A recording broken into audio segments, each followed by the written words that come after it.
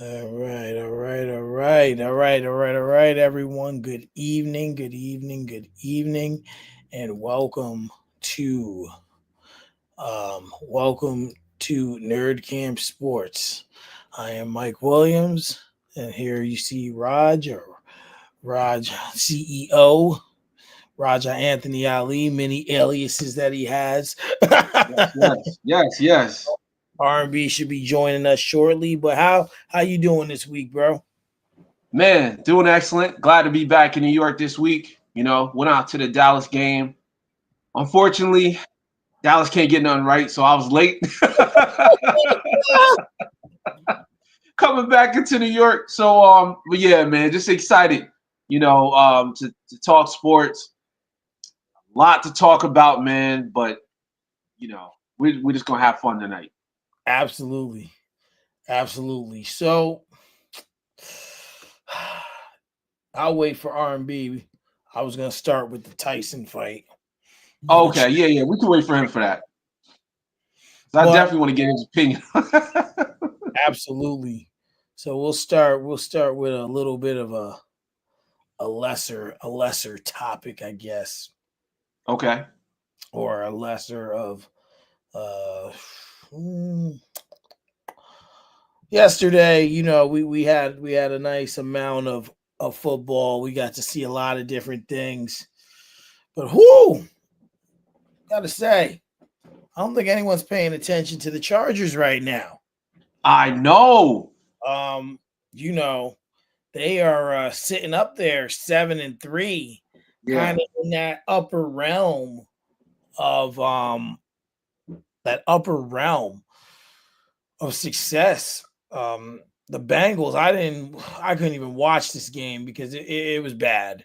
Like Yeah. it was bad. The Bengals are just a dumpster fire. Yeah. There's really no other way to put it. Um, but what, if anything, at this point, in your opinion, what do the Bengals need to do in order to kind of right the ship? I'm pretty sure this season's chalked up as a loss. Yeah. Steelers are 8-2. Baltimore's 7-4. Obviously we know what Cleveland brings to the table, but this was supposed to be a tight knit division. You know, um, Cleveland was supposed to figure it out with Watson. We seen he got hurt, about a month ago or so. Cincinnati was supposed to be that elite team. Excuse me. Even though I personally believe that Cincinnati was going to take a step back, losing Joe Mixon, not Right. having a run game, right? So, I'm not surprised that they're not in winning ways. I am surprised that they're 3 games under 500. But, Yeah. what can they do going now into the offseason, in your opinion, that can make the team better? Because, now you're looking at a situation where if you don't right the ship, you might lose Jamar Chase. Yeah. Yeah. Well, let's start with last night's game. The biggest take that I got from last night's game and what they can do to fix it is get a new kicker. Okay. I mean, at the end of the day, that kicker have one job and one job only. That's the kick. And if you can't make a chip shot or a 40, 50, point field goal, like, come on, what are we doing? What are we doing? An extra point or a field goal could change this whole game. Because at the end of the day, the defense showed up last night and Joe Burrow showed up last night. And he went off. I mean, I thought they was going to win because towards the end, they had everything they needed except those 2 field goals. Right. And on top of that, you also got to remember, even though, you know, um, Mixon is not involved or he's not there, when it's all said and done, they got a running game. They got Chase Brown. Chase Brown showed up. He ran his butt off. Um, Jamar Chase went off. So it's like you got all the pieces you need. And at this point, I think as far as the season goes, they just got to just play through it. They just got to just figure out how to win for the rest of the time and just allow themselves to learn from this, man.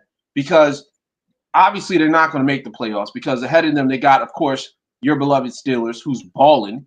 They're 8-2. Um, then you got the Ravens that's fighting for a wild card spot. Thank goodness I didn't pick them as as the conference champions because it looks like they're going to pretty much lose it.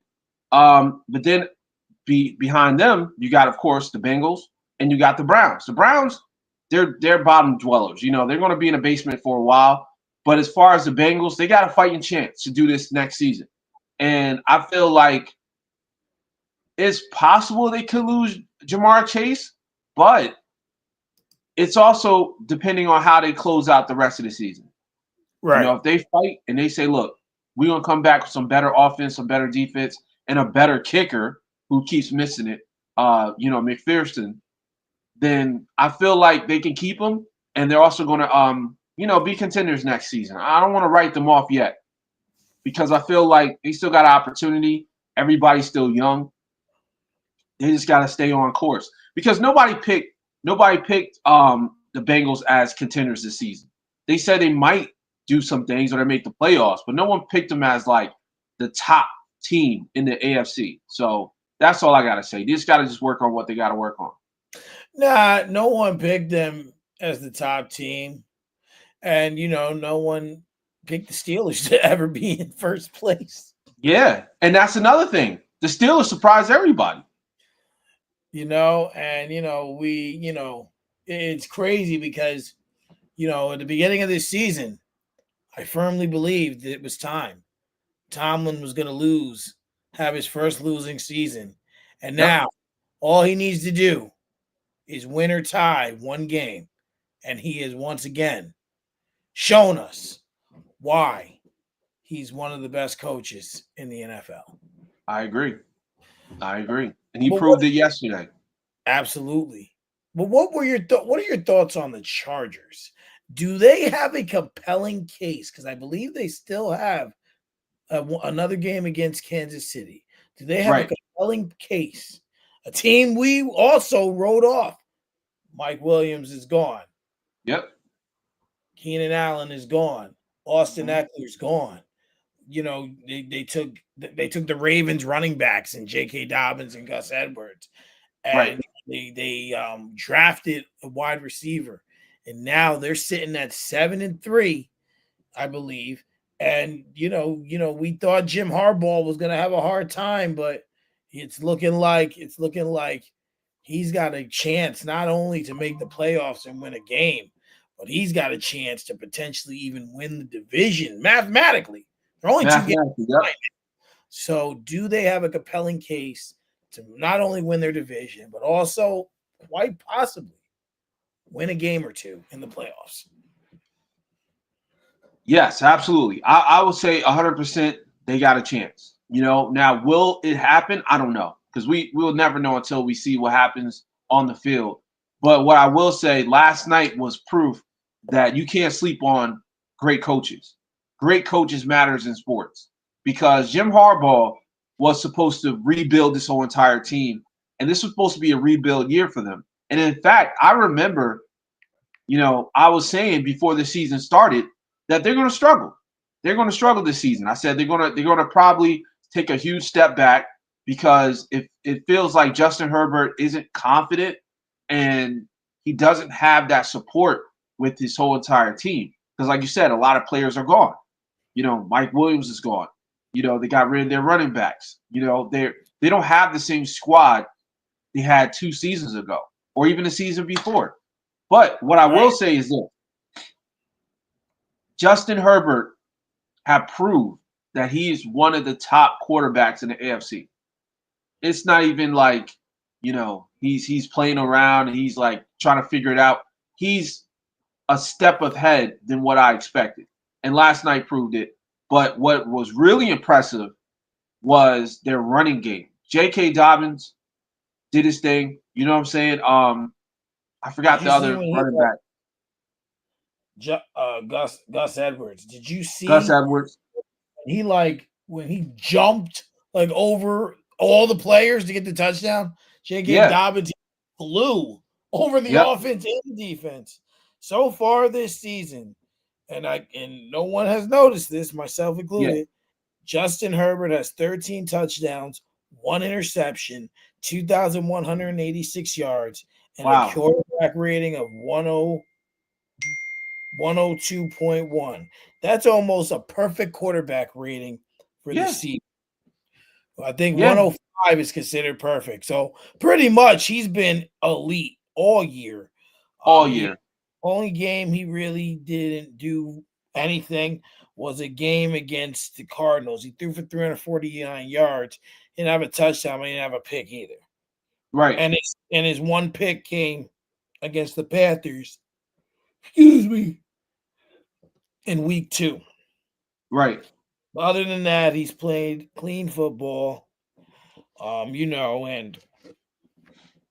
the least amount of yards he had was against the Steelers. Right. Week 3, 125 yards. So, I say that to say that he's in position. I think this rendition of the team has an opportunity to beat the Chiefs. There's a lot of teams who have that opportunity to beat the Chiefs because of just they haven't looked right. And Yeah. and the thing is, and I tell people like, but I ain't worried about it because we know Pacheco will be back within the coming weeks. Oh Rice yeah. will be back, and you still have Hunt. You still have Hop. And I don't care how crappy he plays now. 87 is a threat always. So, Always. so now, they got a ways to go, but they definitely have an opportunity. Yeah. And one last thing about the AFC West, it's a scary division because these quarterbacks are balling. I mean, Patrick Mahomes haven't had a really good season, but he's finding ways to win. Last night they lost, of course, but that happened. That happens. And to be honest, they should have lost like 2 or 3 games. Outside of this game they lost last night. So that could easily be, the Chargers is the number one team in the AFC West. But on top of that, you got to keep in mind, Bo Nix is playing elite football. I didn't expect this. I was just telling somebody this the other day on the fantasy side. I said he's probably one of the sleepers in all of fantasy football right now because he's a rookie quarterback, but he's playing like a vet. And when we look at the AFC West, there's only one bad team that doesn't have a winning record, and that's the Raiders. But if you look at the Chargers have a fighting chance of winning this division because if the Chiefs go down in the next couple of weeks, or if they slip up and lose like 2 out of 3, or you know uh you know 3 out of 5 in the next couple of weeks, then guess what? The Chargers are going to take it if they just keep winning games. Absolutely. Absolutely. They definitely have an opportunity to do those things and definitely have an opportunity to even win some games. Yeah, yeah. So, you know, I think R&B froze. Uh-oh. And he definitely froze. Let's see. There it is. There he's back. What up, man? What's up, fellas? What's up, fellas? You All know, right. What's going on? What's going on? maintaining you. Same, man. As y'all can see, I'm out and about. On my way to pick my son up from basketball practice. Oh, okay. Yeah, you gotta Yeah, do what you so gotta do. so I'm mobile today. That's all right. You here. That's what matters. How y'all feeling? Well, we good, man. We Yeah, good. man. Everything's I'm great. good. I That's what's got some big things happening over here. I was telling Raj off camera. I'll fill you in after the show. okay. So. Uh, yeah, so we just was talking about the Bengals and the Chargers while we were waiting for you to come on. because I wanted to start with this Tyson fight. Do we really have to talk about? Do we really have to talk about that crap? So much the fight as much as how it looked as a fan, more or less Right. than anything. Not to mention the two fights before that fight were phenomenal. Like, Oh Oh yeah. yeah. The undercards were. Ooh, yeah, the undercards were fire. yeah, like especially them chicks. Like yo, that fight was like way out of pocket. Like Taylor and Serrano. yeah, I'm just like, man, I'm gonna have to start like really paying attention to boxing again, like for real. You Yeah, know, Yeah. I love boxing. I love boxing. I watched UFC 309 on Saturday. That helped make up for it a little bit. Oh yeah, oh yeah. That helped make up It for it a definitely little. did. Seeing John Jones go in. You know, but I It think for really me, did. with this fight was like I was watching all the training videos leading up to this. Now listen, we understand Tyson's 58 years old. But I Hmm. don't damn, I would not someone could say, listen, I'll give you $5 million to take a punch from Mike Tyson. I'm probably still not doing it. Like he gonna hit you, he's gonna hurt. Like, you know what I'm saying?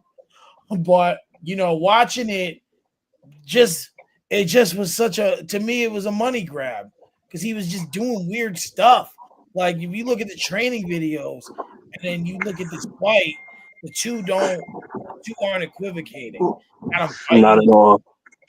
He only hit 22 of like 97 shots, I believe, something like that. And it's just like in the training video, you look like you still like, you know what I'm saying? Like you still had something. And then you come out like that, and then Jake Yeah, Paul be like, oh, I was showing him respect. That's why I didn't knock him out. And he gonna say, oh, I'll fight your brother, and then like I'll knock you out, Mike. Like, man, you can't even wrestle full time on WWE. You lost But that. he's a good wrestler though. He he's a is. damn good wrestler. I love to watch him wrestle. Seriously, Hey, pause. But you know what I mean. the goat trained him, so yeah, he's excellent. Who trained I, him? Shawn Michaels. Get out of here. No wonder. Yes, sir. I Oh would man, I love to watch his matches. I would give Logan Paul credit as a celebrity coming into wrestling. There's only been two really great ones, like above the top, him and Bad Bunny. Yeah, A lot of times I don't like the celebrity interjection, but those two gentlemen have really like taken the time to learn the craft and do it. And I'm not yeah. mad at Logan Paul for that. But what I am saying is for you to sit up there and really just be like, I'll kill you is crazy. Crazy to me. And then for Tyson to say afterwards that he's not gonna retire, like, bro, He said that. yeah, he says he's Yeah, not. he did mention something about like one last time, maybe one more Bro, time or whatever. And I'm then like, man, if you don't go sit your ass down, you know, exactly. Like, what are you doing? right before I came on the show, you know who said he wants to fight him? fight Mike Tyson. Yeah, Who's that? Holyfield. Oh my goodness. I'm like, no, We don't want to see that. Nah, we're good. no, that's like 30 years removed, bro. Like, Yeah, Nah, we're good. We don't want to it's, see that. we didn't. The shit with Jake Paul was enough, and we already seen Yeah. two old men 4 years ago with Tyson and Roy Jones. That was a That was travesty. So horrible. nah, to a lot of people, that was an exhibition, right? It wasn't it sanctioned. was still horrible though. It was It was awful. terrible. It was awful, and it was COVID. There were no people. It was like literally, it was all dark, and then just lights in a ring, right? Yeah, it Like was bad. so like people just they know what they're doing. It's like the same thing with Mayweather and McGregor, right? Like it was a money grab, and that's the other thing. Jake Paul challenged Conor McGregor to an MMA fight. Money. Is that official? That's all it is. It's something I read that he challenged him to an MMA fight. Well, I also read that. Well, not only read but seen the report. Benavidez challenged Jake Paul to fight. Oh, where was it? It's I will watch. I will watch him in Benavidez because now you're fighting a proven undisputed champion who's also coming in. Well, I don't know if they would fight at a catchweight, how it would go, but Benavidez, he's short, maybe about 20 to 30 pounds versus Jake Paul. So the fact that he's sitting up, basically challenging him, kind of tells me like, he feel like he could probably fuck him up and wants to challenge him. And he said he put the belts on the line. Wow. Said he put the belts on the line. you know, it's insane. And it sucks because you get to a point where, as a fan, right? You just want to see um quality fights, right? Like we want to see Yeah, we want to see good stuff, and right here this ain't whatever this is. This ain't it. right. It's just like Play you fights, huh? play fights and shit almost. Yeah. Right. And Yep. then, not to mention that I'm very fearful for Netflix on Christmas Day. They couldn't hold Oh, and fight Oh man, we servers got to talk about that. because how you supposed to hold two NFL games and WWE Raw in January? This is not good.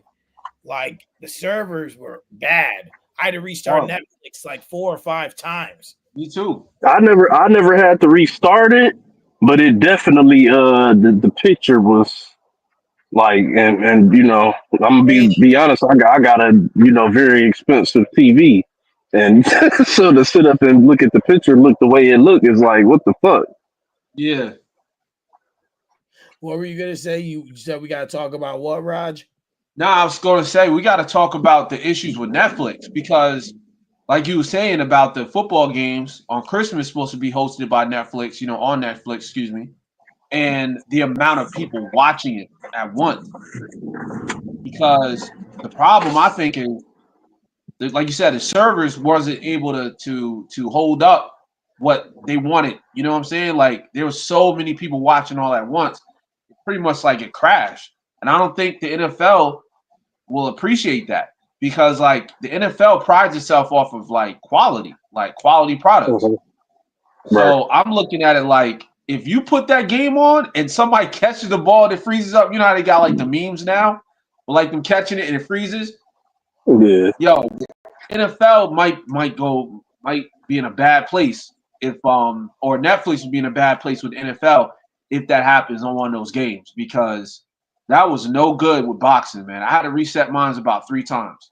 Well, and now we're going into this But era where it seems like things are going to be streamed. Like like I said, mhm. Raw is going to be there in January, and everything else is supposed to follow suit with the WWE. So this isn't good. You're the number one streaming service in the world, and I didn't have those problems when those playoff games were on Peacock with the NFL, right? Yes. Yeah. So and they're not the number one streaming service in the world. Netflix is. So Right. I'm sure their executives and their tech team is on top of it. But unfortunately, there's no way to test that except in real time. But let Exactly. me mess up during my Steelers game on Christmas Day against Kansas. Let it happen. We gonna have me. We Uh, gonna have, we gonna have real beef in real time. I hear that. So back to the back to the NFL. Well, we knew it was coming. We knew it was going to happen. It was only a matter of time before Kansas City lost the game. And Buffalo fans are all rejoiced. This is like their Super Bowl, right? Now, I liked what Josh Allen said after the game. We try to go out there and go 1-0 every week, right? That's the goal. 1 week at a time. Yeah. Were you guys surprised by the loss? And do you think that Buffalo has an opportunity to get to the number one seed and match up against Kansas City? Well, they're going to match up again. We know how this story goes. The same song and dance every year. They're going to see each other again. What is your thoughts on the loss by Kansas City, and what does this mean for Buffalo? Go ahead, RB. You go Yeah, first. go ahead. Let's see here. So I guess I'll start off with Kansas City, man. With Kansas City, I'll say this: that defense finally had a game this week where they couldn't carry the team, and normally, you know what I'm saying, if the defense can't carry, then normally Patrick Mahomes can step up and do his thing and carry the team. But unfortunately, he came away with less than 200 yards. He did throw 3 touchdowns, but he had 2 vital interceptions. Uh, they can't. I know we say this type of stuff about the Chiefs every year, but look, this is the thing about it. Who gives a damn? Because we can't live in the past. We have to live in the present and who the hell they are right now. And right now, it looks like they cannot continue to go forward and sustaining some of the blows that they're having, or with this offense struggling the way that it has been struggling, because it's almost equivalent to what I said about Pittsburgh when Justin Fields was starting. How many times can your defense carry you? Because eventually you're gonna run up against somebody like a Josh Allen or a super overly talented quarterback or overly talented offense or whatever the case may be, that you're just not going to be able to stop them. They're going to put up points. So you have to be able to put points on the board. And yesterday, Kansas City offense, to me, they struggle. I think the running game is suspect without Pacheco. Kareem Hunt had been looking like he was kind of had reinvented himself and was looking like he might be an answer there for a second, but it's kind of dwindled off these past couple weeks. We know that they have a lot of injuries. So again, the Chiefs are going to be the Chiefs. I don't doubt them. I just feel like they definitely have to, get healthy and make some adjustments going forward to try to figure out what the hell they're going to do to get Patrick Mahomes playing good and get that offense right. Last thing on the Chiefs too, if you look at their numbers, Patrick Mahomes and everybody want to jump on my boy Aaron Rodgers, their numbers are very comparable. The only reason that we're not talking about Patrick Mahomes in the way that they're talking about A-Rod is because his defense actually showed up and has played for these past 11 weeks or so. And then with the Bills, man, I think Josh Allen made a clear cut argument last night, especially with that last run to that dagger to seal the game. I think he made a strong argument to put himself in the top two for MVP. I think Lamar Jackson dropped down. I think Goff, in my opinion, I think Goff bought himself back into the top three. I think he's at number one, in my opinion. I will put Josh Allen with that performance yesterday right behind Goff. And I think Lamar Jackson dropped down. I do not know why Patrick Mahomes is even in the fucking conversation. It's getting ridiculous at this point. He should not be in the MVP conversation. He should not be in the eyes. I don't understand it. If you really want to know the truth, I think it should probably be Derrick Henry. But the Bills look damn good. The defense, played last night. Josh Allen did his thing. He's looking like the MVP. That team is coming to life. They got him a number one receiver in Cooper.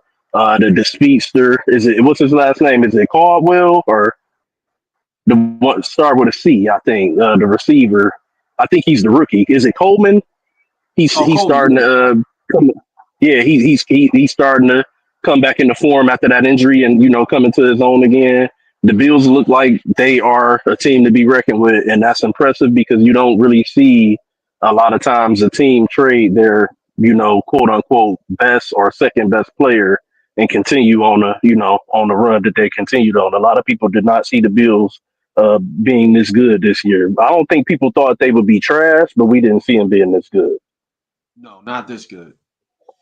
Yeah, I agree, man. You said a lot there, bro. A lot, and I agree with all of it. Um, I will just add on that I'm not impressed with this win as far as like a win for the Bills. And the reason why I'm saying it, I'm not saying that in a disrespectful manner. I'm saying that because even Josh Allen said it. This is a regular season game. Let's see what Hmm. you do in the playoffs. But I Hmm. will say a win is good. You know, it proved that, like you said, he's top two.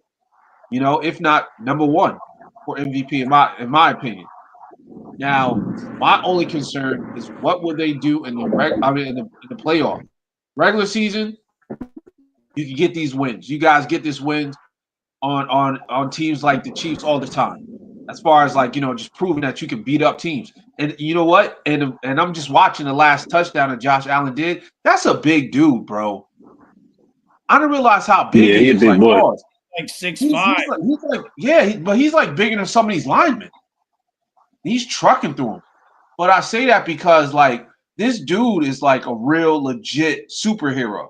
And I feel like when um what's his name? Stephon Diggs left, that he was going to struggle. I thought it was going to be over for the Bills because they didn't have that true big time wide receiver. But this pickup with Amari Cooper, my guy Khalil Shakur is good.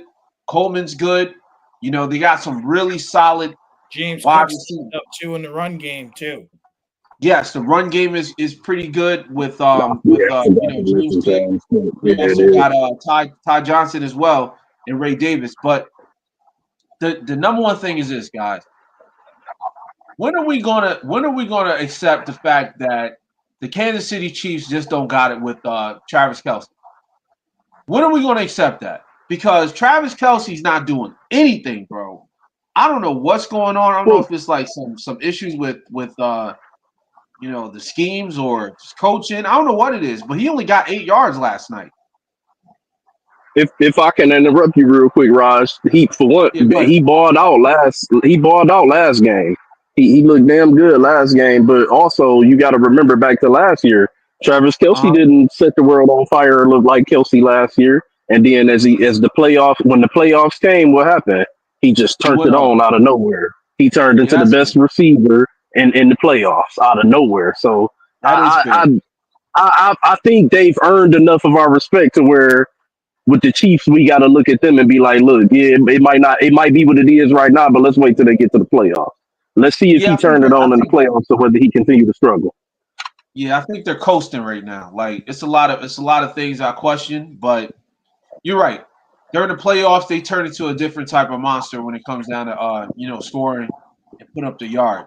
For the regular season, man, I don't know. I just feel like they still struggle. But I will say, there's a lot of potential for the wide receivers out there in Kansas City. Like I love Xavier Worthy. I love what they got with D Hop, and I think that if they keep playing the way they're playing, of course Patrick Mahomes got to protect the ball better and can't turn it over with the interceptions.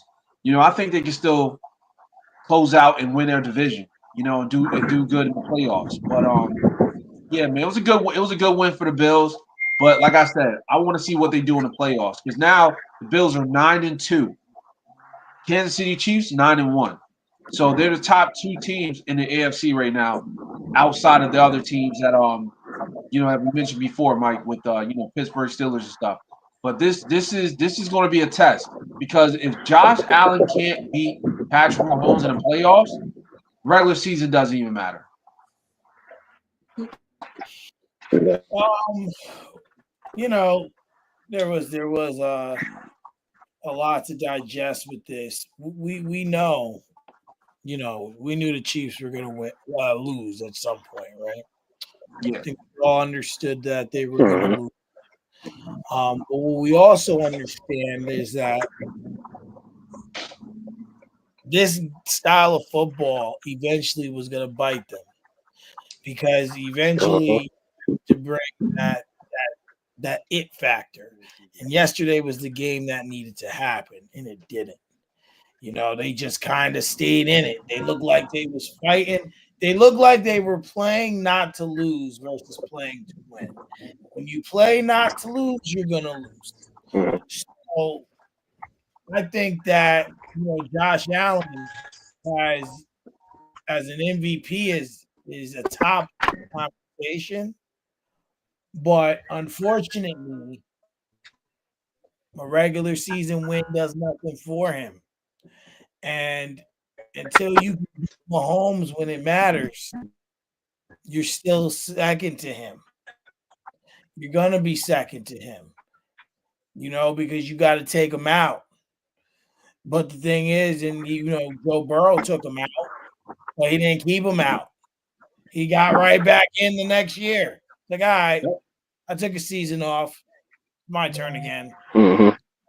Yep. That's how we got to really look at it.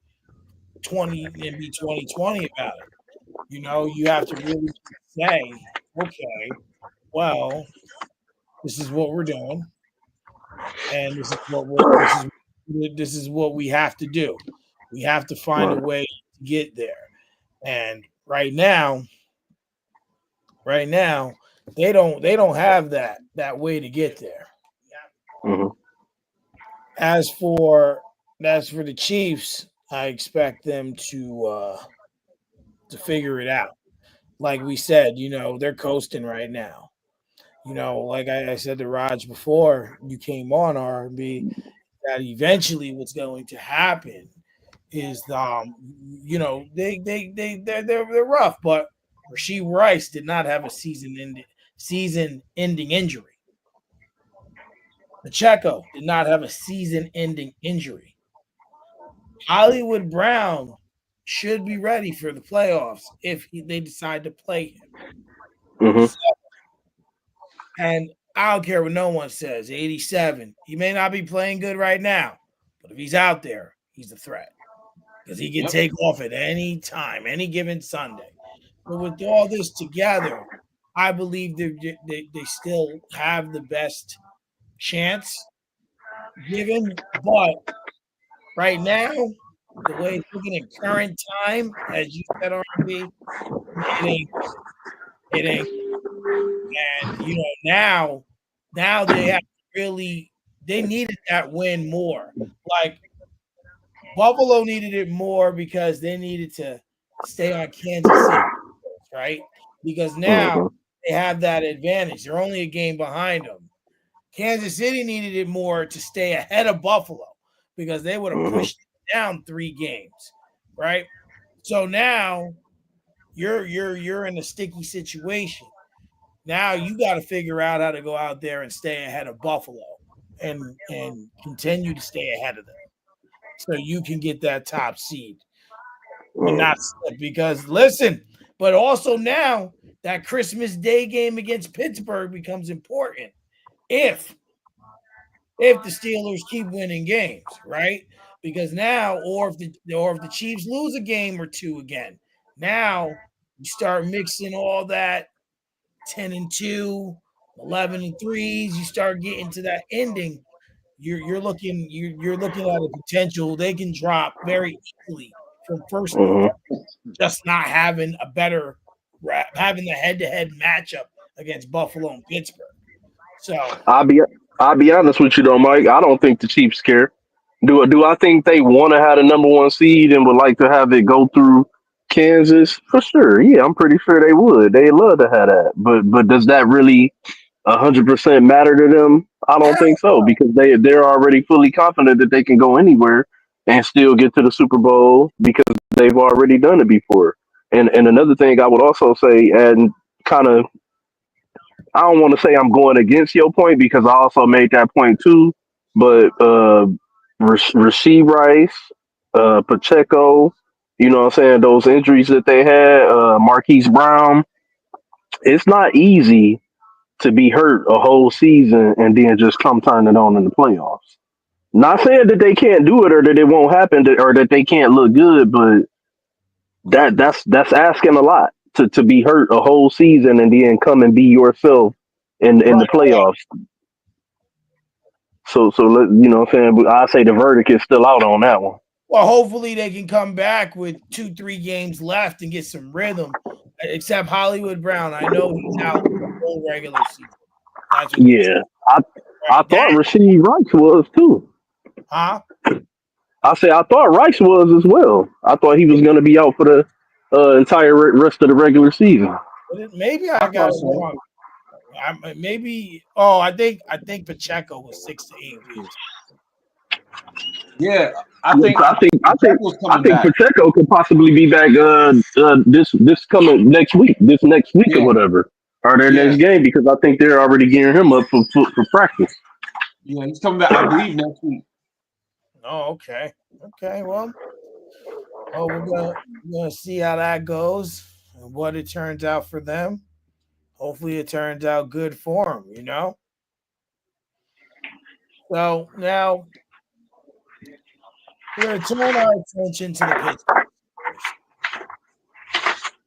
Steelers, who yesterday outlasted Baltimore 18-16, where Chris Boswell was our MVP.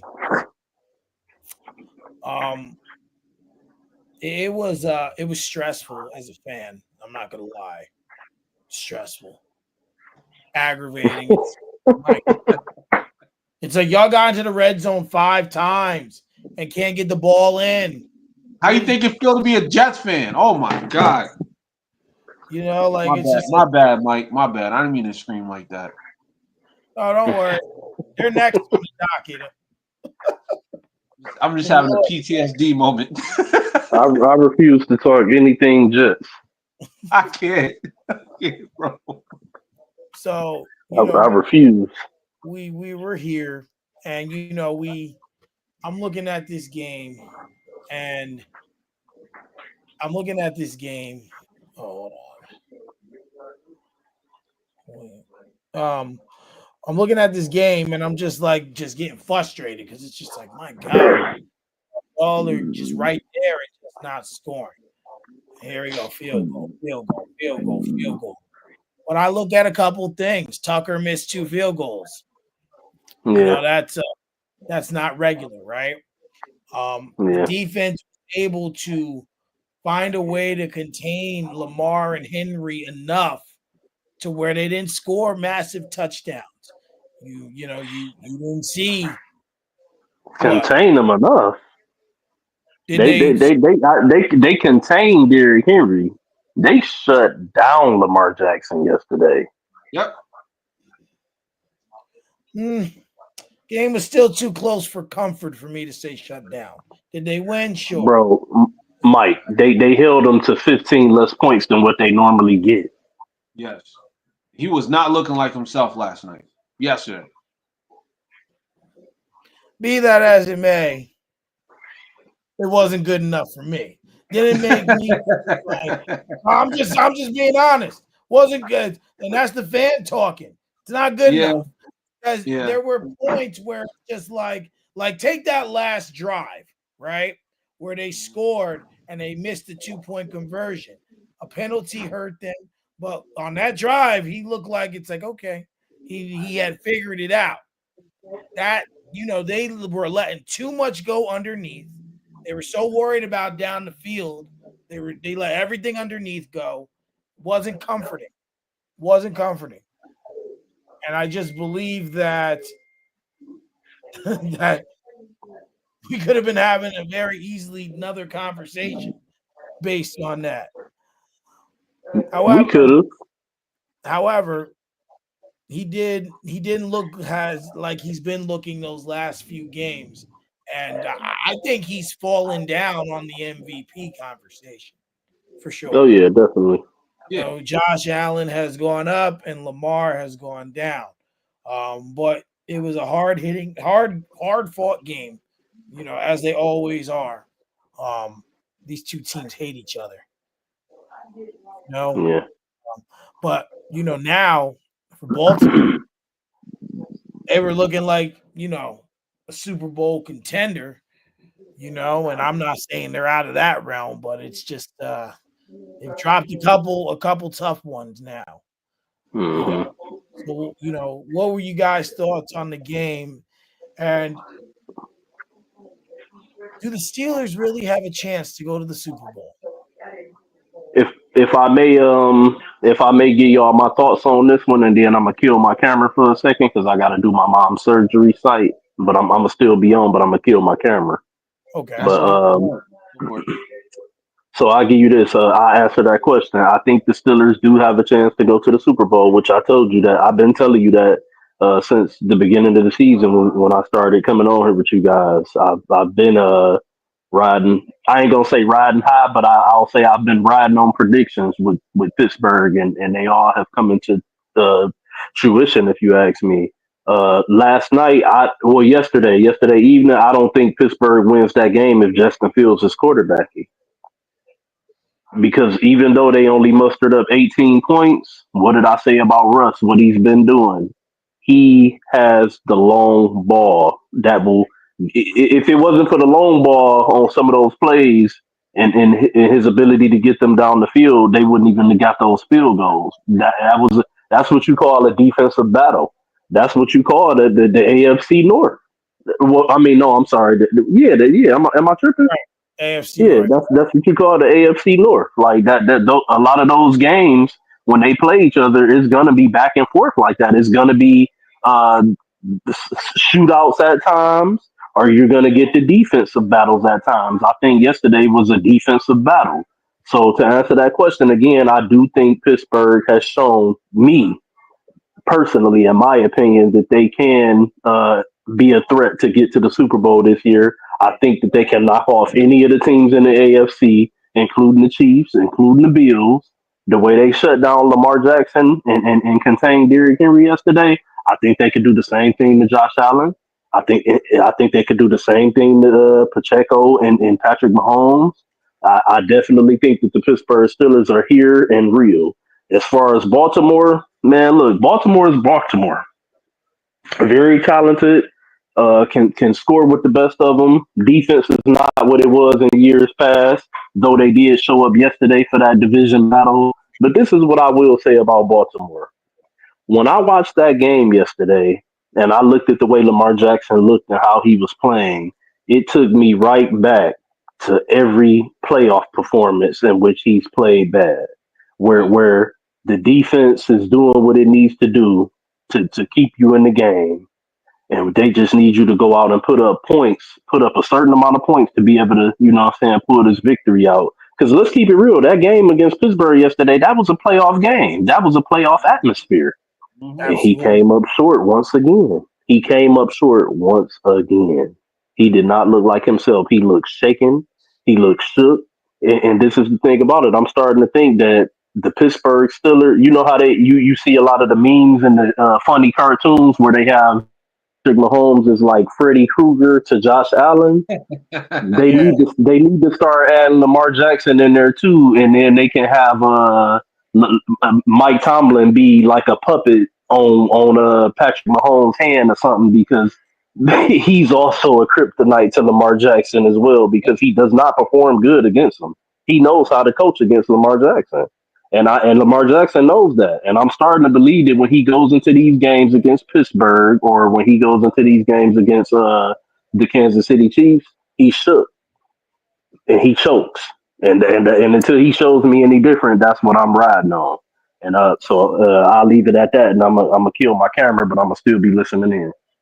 All Okay. right, cool. Well, before you Sounds go, good. Raj, real quick, I just wanted to say that now Lamar Jackson is 1-4 against Pittsburgh, 1-5 against Patrick Mahomes, Yep, Yeah. and 65-8 against everyone else Yeah. for his career. the bully that can't beat up a real bully. Yeah, exactly. And that's my thoughts as well. And you know what? It's sad because like we want to celebrate greatness and we want to celebrate Lamar two-time MVP and all this stuff. And it's historical. It really is. You know, I'm not taking that away from him. I'm not saying that he doesn't deserve all the praise and accolades. But let's be honest. When the going gets tough, he folds.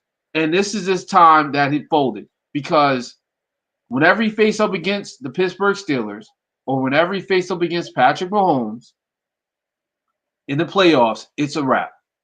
It's a wrap. He Or folds even in the regular every season.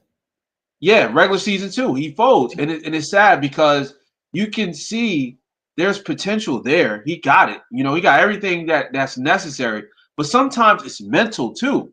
When they meet up against a real team that's playing solid defense, like R&B was saying, listen, it takes them right out. Like, I don't know what it is. Last night, there was so many opportunities he could have took the game over, but he just folded. And I feel like Russell Wilson is the perfect quarterback. I didn't always feel this way, but now I do. He's a perfect quarterback for Pittsburgh Steelers because he's low maintenance. He allows his team to take the credit. And Mike Tomlin is utilizing him with his strengths. He's allowing him to throw the deep ball. He's allowing him to throw those whatever they call it, moon passes, where it's straight up in the air.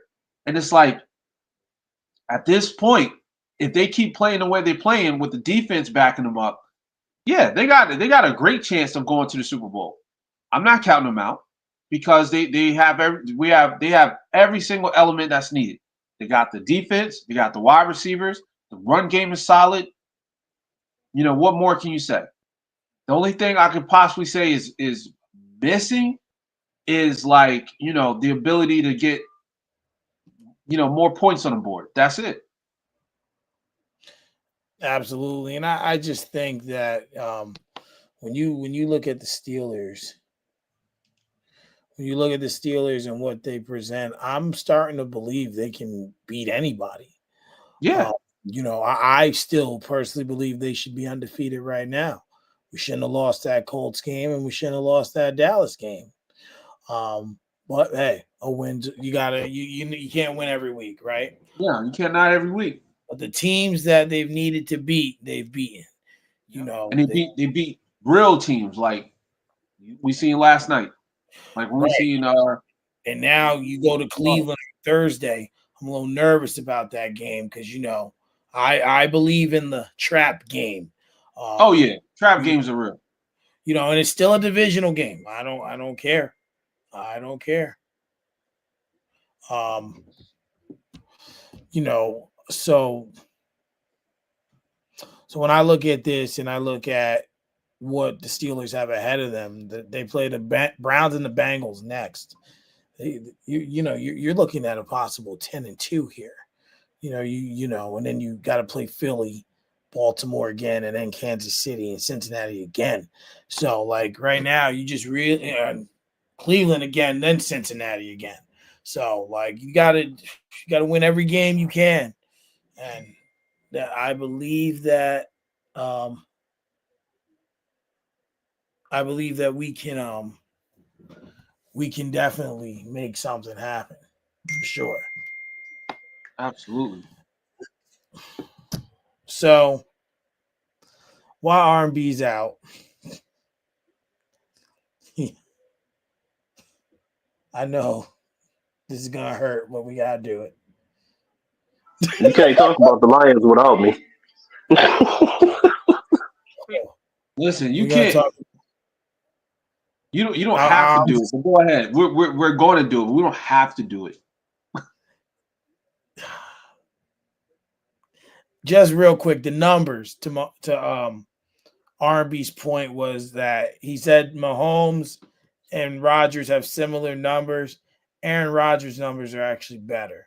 17-7, 24-42 for the year. Mahomes is 15-11, 24-04 for the year. For some reason, I can't get it around that year. I was saying that their numbers were comparable. Yeah. They're a little. His are a little better, a little bit. But I think to answer that question is the reason people don't talk about Mahomes is the record as well. Even though we know that football is a team game, right? Like, and the defense has been winning these games. We know it's a quarterback league. People are gonna look at the QB. Yeah. But yesterday, I thought the Jets were gonna win this game, man. Like seriously. Hmm. And I was kind of deep divulged into the Steelers game, so I didn't really like look at what happened. What happened in this game that caused them to lose? What went wrong? I'll tell you, it's a very short and sweet answer. Aaron Rodgers. Aaron Rodgers. I mean, listen, I'm 40. I turned 40 in June. Okay. Aaron would be 41. So I don't know how it feels to be 41 yet. But what I will say, if you give me at least a month to practice, to play football, like really, really lock in, I feel like I could play better than Aaron Rodgers, bro. I feel it in my heart and in my soul. I get it. This dude is a You professional. He's been gassing. playing for 20 plus years. You I gassing, get Rod. I get all that.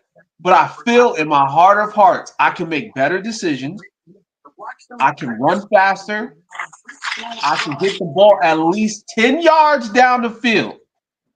This dude couldn't even throw no. I think the first 2 quarters he had like 10 yards. If my memory Rod, serves me correct. Rod. What's up? Did you watch that entire game? I watched the whole game, bro. You gonna really sit here and do that? Did we not Yes. see that O line still be the horrendous O line that it's been all year? And then hold on, this is the only thing I'm gonna say about it. They Okay. were in position to go up, and they could have punted on 4th and 2. And if you get that 4th and 2, you seal the game. Why are you Yeah. punting as if you don't, as if you have something to lose? You don't have nothing to lose. You don't have nothing to lose. So you got to go for that 4th and 2, which you likely gonna pick it up because Brees Hall was having a solid game yesterday. You go for that. Yes. You go for that 4th and 2, and you seal that game and you put it away. And then you don't go for it. You kick the field goal, and then the defense turns around and let them go down. It was ridiculous. I'm sorry, I can't put that on Aaron. Not So I'm yesterday. putting. I'm. The reason why I'm putting it on Aaron. I'm gonna tell you why. Because Aaron Rodgers came up as a fraud in the first quarter, in the second quarter. The first half, he could have simply just played solid football. I'm not saying he got to do something spectacular. I'm not saying you got to put up 100 yards. But dude, can you at least get the ball down the field and complete one third down? That's all. That's all. Because from that point, from the second half and beyond, we were playing catch up. And that's the problem.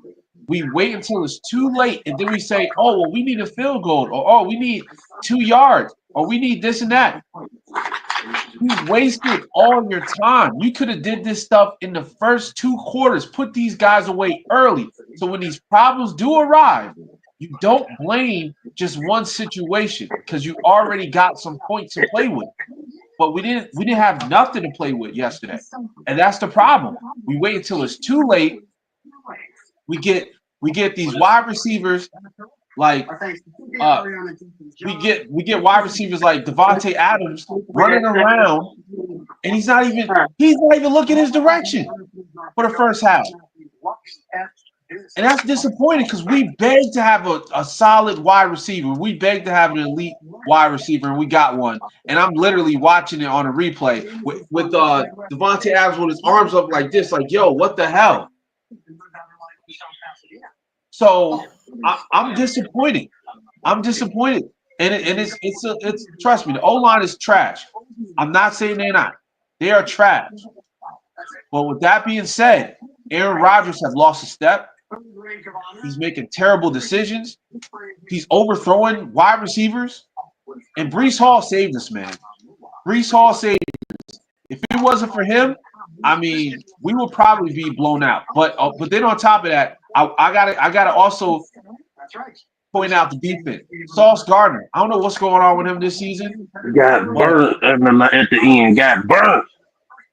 that hurt. That broke my heart, man. When they ran in for the touchdown, and I looked at him, looked back, and like, oh shoot, there's somebody that ran by me. Yes, he's playing trash, but he needs to step up. I feel like they could turn it around, but I feel like as far as a playoff run, it's too late. But I do feel they need to push for something because if Aaron Rodgers want to play one more season, or if they want to, retain Devontae Adams, they got to play solid football for the remainder of the season, man. They can't give up. They can't pack it in. I was almost to the point. I was like, yo, I'd rather see Tyrod Taylor out there, man. That's how bad Aaron Rodgers is playing in the first half. All I'm saying is just it's hard. Like you just went through. I think you contradicted yourself within your own debate because you just were talking about being 40 and 41 years old, and this is Yeah. what I was trying to tell one of my boys yesterday. Y'all trying to put the onus of a 41-year-old quarterback with a bad offensive line getting beat up every week from this offensive line who's not coming off an Achilles season-ending Achilles from last year. Y'all trying to put all of this on him to be able to carry this team, and it's not going to happen. Tom Brady didn't even do it. Everybody say, "Oh, Tom went and won. Peyton went and won." Peyton went and got beat down by the Seahawks, and then got carried by the defense to that other Super Bowl that he actually won. And then Tom Brady, he did ball, but let's not act like that offensive line was not superior, and that he did superior playmakers and all around that offense with an excellent defense. That is not the New York Jets. You have to have that with a 40, 41-year-old quarterback. Like you gotta to yeah, like they had comparable something to they had something to complement what the quarterback didn't have or couldn't do, right? Your Right. defense your defense is not showing up all season. Let's call it what it is. And yeah, obviously offensively you could do a little more, but the offense is what it is, right? Like, like there's nothing you can say. But that defense is not showing up. Sauce Gardner looks like a scrub. Like, it's just like we know he's not, but he's getting sauced. Like that's what's going on out there. Sauce is being sauced, you know, and then you got so many pieces on offense. Brees Hall was supposed to be like a top running back. It ain't happening. So you don't even have him to alleviate Rodgers, right? So I think the issue is on the offensive side of the ball, without that active run game, everything is on Rodgers, right? So now, since everyone is looking at him, putting everything on him, guess where all the blame is going to go? On him. And I believe that's in a lot of cases. But I think with the Jets specifically, the fan base was so ready, was in so much belief that this was it, that they were able to get into the mix, possibly go to the invitational. And now look at Dog that we both in there. Did you find it? It's in the no, box up there. the key now for them now is looking forward rather, is I read Aaron Rodgers is going to stay if your coach and your GM return next season. And now it's like if he's going to because a lot of fans I haven't heard you say this, so I can't speak for you. But a lot of my other friends who are Jets fans want him gone. But my Yes. thought process is who's going to play the position for you? I mean, unless you're saying you're going to try and take your chances in the draft again, because they're looking like they're going to get a pretty good draft pick, right? I don't know what impending free agents are coming this off season.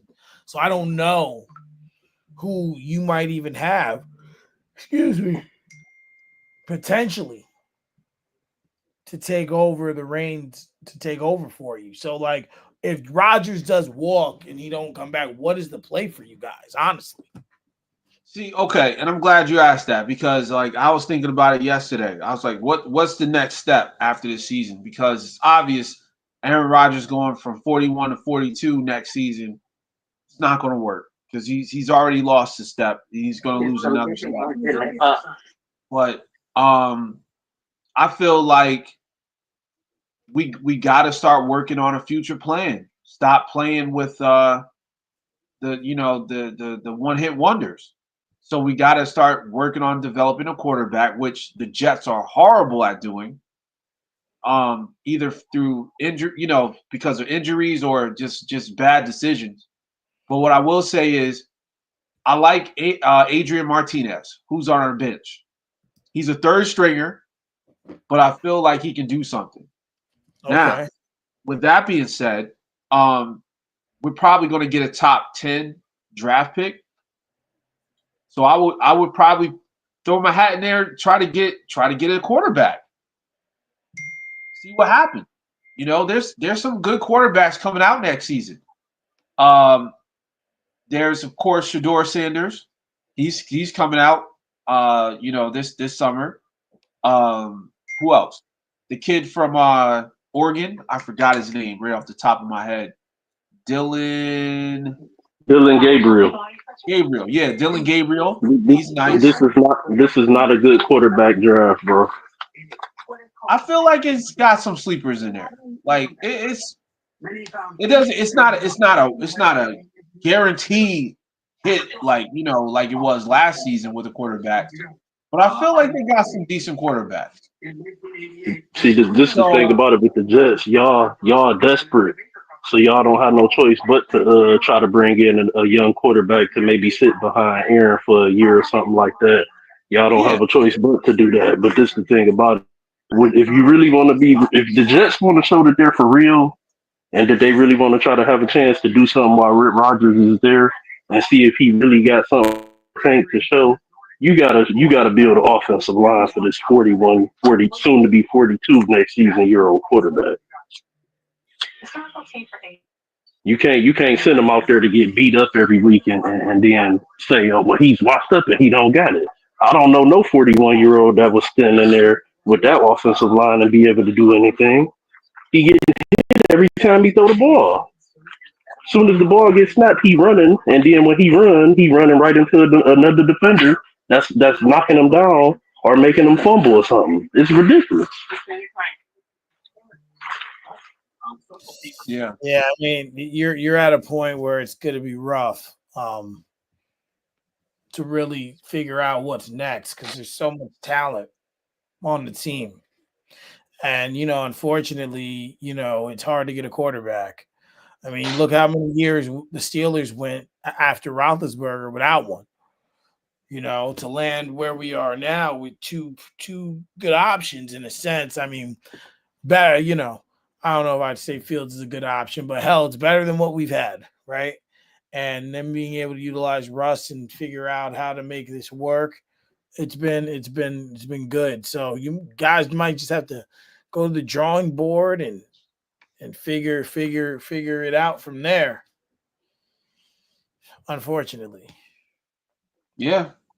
But we're used to it as Jets fans. We're not anticipating anything special because as long as Josh Allen is healthy and the Bills are playing, and as long as Tua's playing, our division's pretty much wrapped up. true, So true. we're So fighting for third.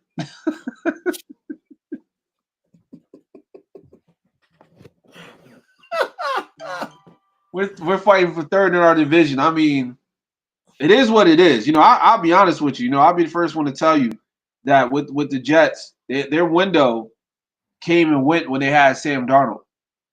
The AFC East is full of potential, but the only two that's like guaranteed smashes is the Bills and the Dolphins. Like the way that everything is set up right now in the division, you got Bills number 1, Dolphins number 2, Jets number 3, and the Patriots number 4. That's how I envision it every year until those two quarterbacks are out the way.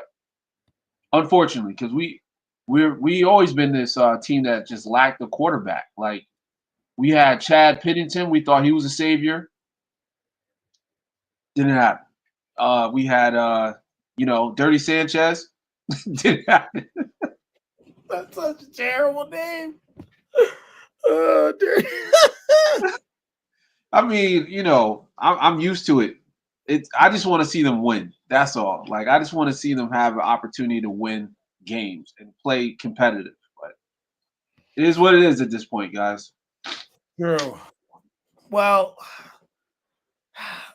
let's talk about a team that wasn't very competitive yesterday, and that's our boy Kirk Cousins and company. Oh, Um, I don't know what happened. I didn't watch the game. I just looked at the score.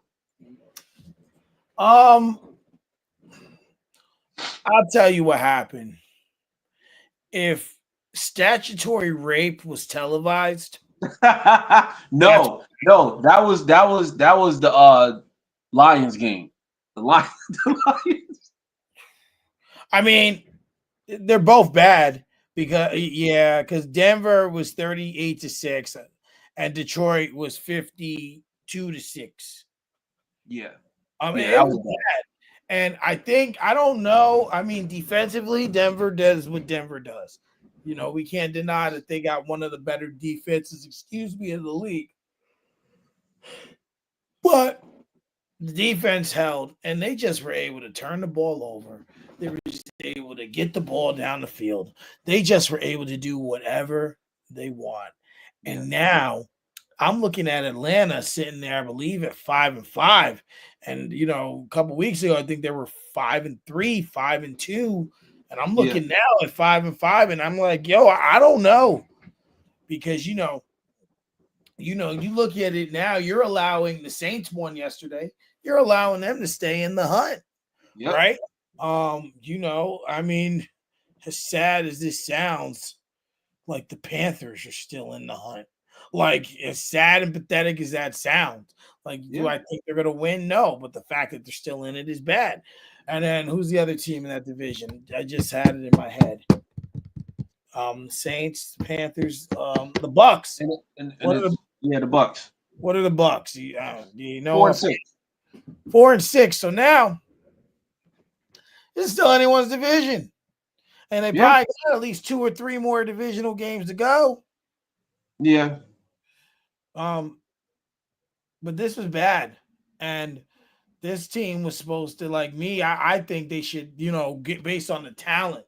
I expected them to have 7, at least a minimum of 7 victories. yeah, But that's just not what's happening. And it's kind of like R&B's been saying. Kirk Cousins isn't. He's Kirk Cousins, like you know. yeah, Um, but but to a point, it's just like eventually you gotta take control of this because this is right. bad. Yeah, I mean, I look at it like this: the Falcons, they're going to have their bumps in the road because obviously they're still trying to figure everything out. Like once again, we talk about Achilles injuries. Kirk Cousins, one of those guys. You know what I'm saying? Um, so he's going to have those clunker games. But what I will say is this: Kirk Cousins is the best quarterback in this division. So I still got faith in him. And the fact that he got that win against the Bucks, and I believe he beat the Saints. I'm not sure, but I believe he beat all the divisional rivals. Um, but with that being said, if it comes down to a tie, they'll have the lead. They'll be the division champions. All they got to do is just stay healthy. That's it. If they can stay healthy, they're going to win this division because we know Mike Evans is hurt. We know Chris Godwin is hurt with the Bucks, and we know that it's going to be a challenge for those guys to actually come back and play the way they was playing if they come back. When it's time for the playoffs or a playoff run. So I look at it like this: last night They just got to just take it as an L and put all that stuff behind them, Right. because you're going to have those type of games. You're going to have those really really bad games. You're going to lose against a really good defensive team, but don't hold your head down. Keep your head up and try to focus on the next week. So I don't know who the Falcons play next week. They might be off next week. I hope there are. Well, if that's the case, then that's even better, I because think now they can kind of. I think Let me they see. saw they were off. Let me see. Next week they play.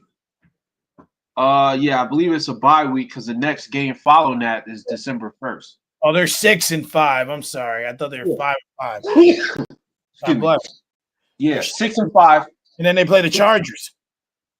and then they play the Chargers. They might lose against the Chargers. But look, they'll still be ahead of the Bucks. And True. at this point, like I said, they just got to stay healthy. As long as they stay healthy, Mike, I think they can win a division, because their coach, Raheem Morris, he's the type of coach that's going to find a way to get Kirk Cousins back involved, and to help, the wide receivers play like they was playing when they went up against the Bucks last time.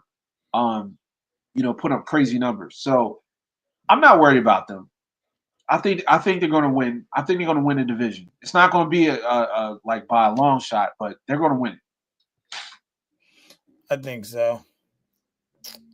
So one team that I want to talk about, who we were all pretty decently high on, um, was the Commanders. Yes. Now they're kind of they regressed a little bit. They've played competitive. They lost to the Steelers by 1 point, and then they lost to Philly by 8 by excuse me. They lost to Philly by 8 the other Yeah. night, or yesterday rather. And not for nothing. Philly's right in that mix in the NFC. They're playing really good football. Sirianni's not making stupid calls. They're playing really good ball. Can't deny that. But um, we have here. We got Washington here, and obviously they're still in it. There's no doubt about that. They're not out of it, but they just really seem to get held in check a little bit with bigger opponents, at least to this point, right through this season. Yeah. Do you think they can come back and catch Philly, or is Philly going to ascend and take the division? Well, I feel like they're definitely they've got a chance to do something. That as far as the Commanders go, because the next two games they got the Cowboys and they got the Titans. Those are get back spots. Those are get right spots, and you can't ask for a better chance to kind of get the lead back where you were against Philly. Because if Philly lose the next two, which they're on a hot streak right now, they're on a 6-game winning streak. If Philly lose one of the two, then that kind of puts them in a position where it's going to come down to a tiebreaker towards the end of the season. Right. But I will say this: it's a must-win for the Commanders for the next two games, because they'll be 9-4 if they win the next two. And Philly, if they win one and lose one, they'll be 9-3. Mm. You see what I'm saying? And since that the Commanders the Commanders lost against the Eagles, I think that's going to play a huge role. So I believe it's important for them to win this. They got to win this next two games. Like, they cannot lose against the Cowboys and Titans. So it's a must win next week. I agree, and I think that they sweep both of those games. Both of those teams are absolutely dirt. We about to see the dirt tonight. Now, be it we Yeah, didn't that nobody expected this was gonna be the version of the Cowboys that would be on Monday Night Football tonight, but this looked like one of them games where it's like, man, why didn't y'all flex this shit off right. with something else? Nobody want to see Cooper Rush. The Texans should have their way with them tonight. If they don't, that's a bad sign for the Texans going forward if they don't have their way with the Cowboys tonight because they very damn well should. Right, and that's something we be talking about next week. Yeah, Washington definitely should sweep these two. But I agree with Rod. It's gonna be a tight fight down the stretch between them and Philly, I believe. And Yeah. just to touch back, I heard y'all. I ain't gonna just to touch back real quick on it. Hey, look, the more y'all do this with me, look, I'm a loving guy. I'm a great guy in my own opinion, and I also am the guy that will tell you. Didn't I tell you? I told you so.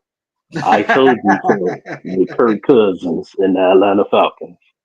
Nothing more than the Atlanta Vikings. That's all they are with Kirk Just Cousins. hit us with the Craig from Friday. Didn't I tell you? I told you. Real. You ain't tell me shit. You ain't tell me shit. Nah, I hear you. You know, it's funny you said that because Kirk Cousins, we know what he does. He does this every season. But I will say, I feel a little bit better about this situation in Atlanta because he's got a run game and he's got a really really good receiver and the defense is pretty good. So I feel like he could do something, Are they man. I feel really? like he could get to the playoffs and I do don't know if something. that defense is that good. I don't. They didn't gave up. They didn't have some clunkers. They didn't gave up some points and some clunkers for sure. That is true. I will agree with you. He has a hell of a running game. I think his running game is better than what Aaron has. I think his Yeah. offensive line has played better than what Aaron's offensive line has played coming off the Achilles. And then So do let's be frank, Kirk Cousins is younger. He's not a spring chicken, but he's younger than Aaron. yeah, yeah. So do you feel they can at least get one playoff win? The Falcons Yeah. may be a wild card, but it would depend on who they going against if they can even get there. I'm gonna tell you that the Falcons got to thank they lucky stars that Mike Evans and Mike Godwin went down. Oh yeah, yeah. I agree with that. Because I if agree with those two that. don't go down, and this is the thing about it, Baker's still been playing pretty good ball since they went down, but they just don't have enough. Right.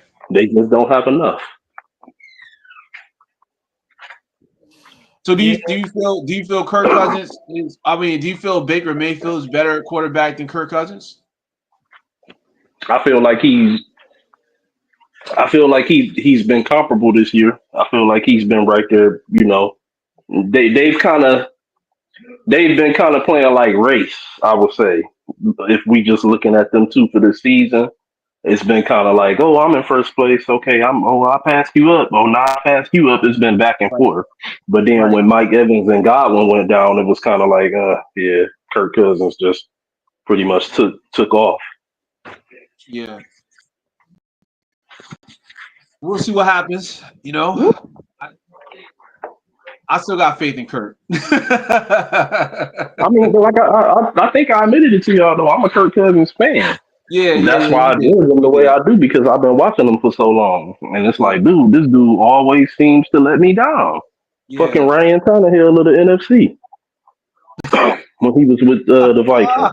Not jeez. Ryan Tannehill. I was one of the first ones when he got that big deal with the Vikings. I said, and everybody was saying, "Oh, he didn't deserve that." I'm like, man, did y'all not see what he did in Washington, betting on Right. himself for 2 straight years? Like, I was watching that Washington come up after RG3 went down, Yeah. and I felt like he did his thing. Yeah. True. Very true. He got the talent. He at least he's older now, but at that period in time, I was like, yeah, he got the talent.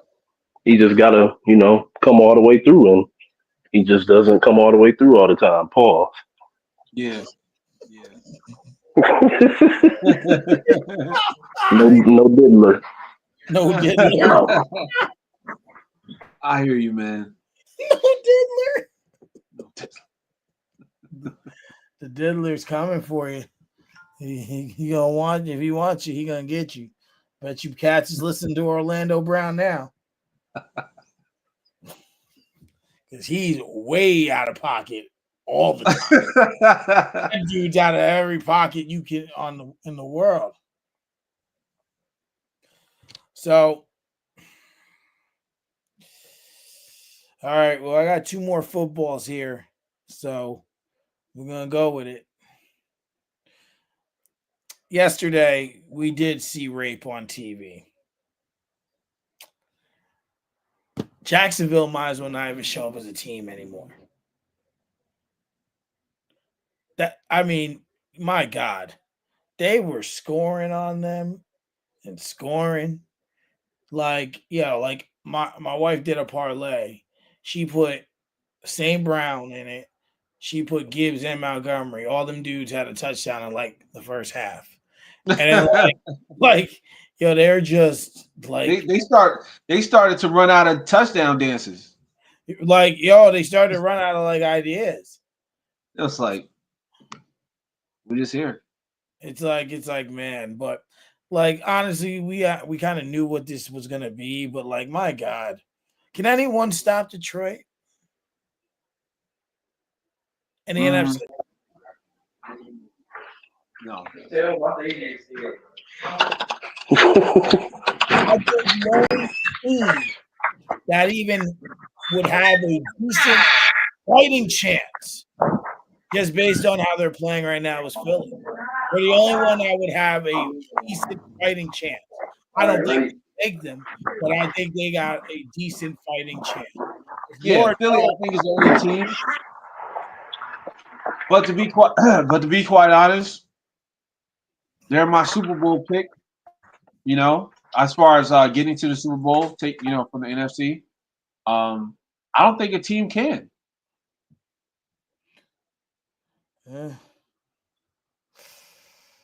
Yeah. I mean, as long as everyone, and I keep emphasizing health because health have a lot to do with everything. Who was that, Raj? Huh? Who did you say? No, I said as long as they stay healthy, I don't have anybody beating them. Oh, Detroit. Yeah, in the NFC. I'm sick. Alonzo went down yesterday with a broken forearm, but he's expected to be back before the playoffs, or just right there at the brink of the playoffs. But man, I don't think anybody in the NFC. I don't fear anybody in the NFC outside Philadelphia, and I don't really fear them. I just think that they're good enough and talented enough to beat us if, and I will definitely go with the lines. I just the feeling's good enough.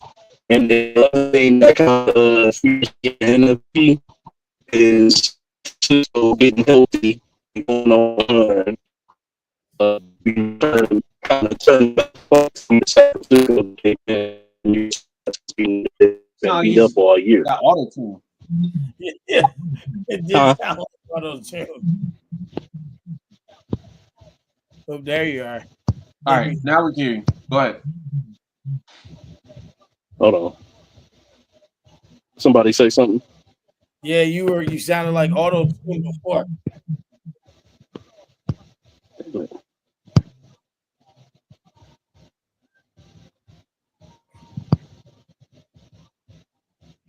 Like I always say, technology great when it works. Yeah. When it doesn't. It's crappy otherwise, though.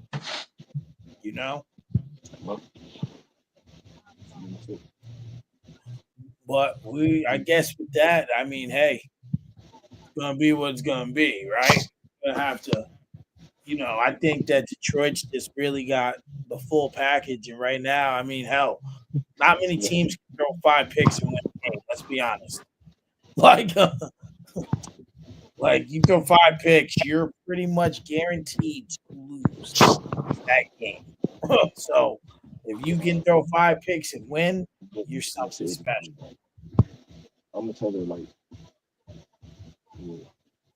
The last one I got here on the NFL side is Green Bay. Green Bay outlasting Chicago. Um, a couple weeks ago, Caleb Williams looked like he was turning into something. Like he was righting the ship and starting to be show more overall pick. But now it looks really bad. And I mean, yesterday they did everything right, but a lot of blocks and fumbles. Um, thoughts on Green Bay, and also what should the what should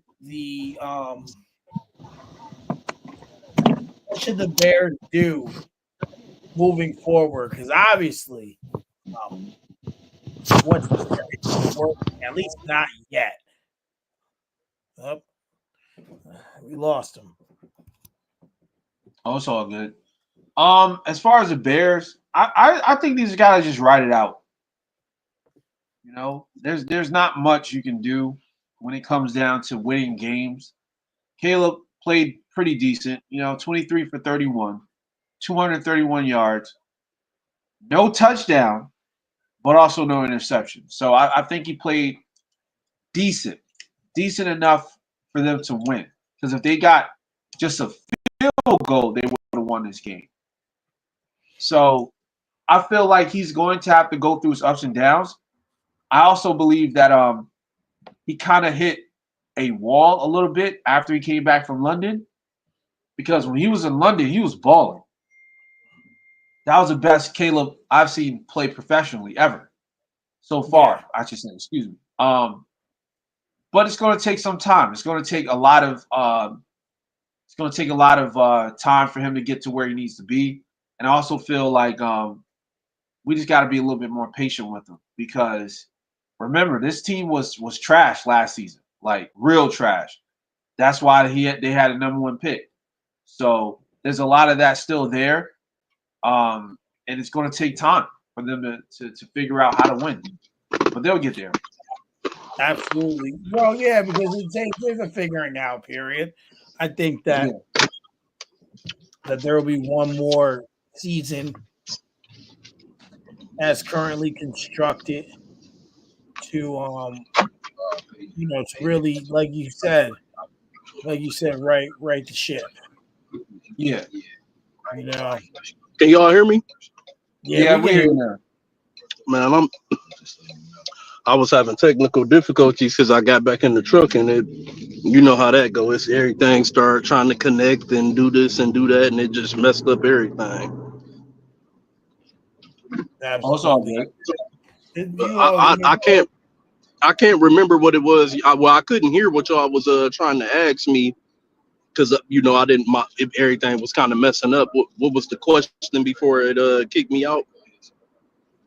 oh, it was what you call Green Bay and Chicago, asking if what Chicago should do to kind of right the ship in a sense, because or what they should do moving forward, because they haven't they haven't been playing well overall.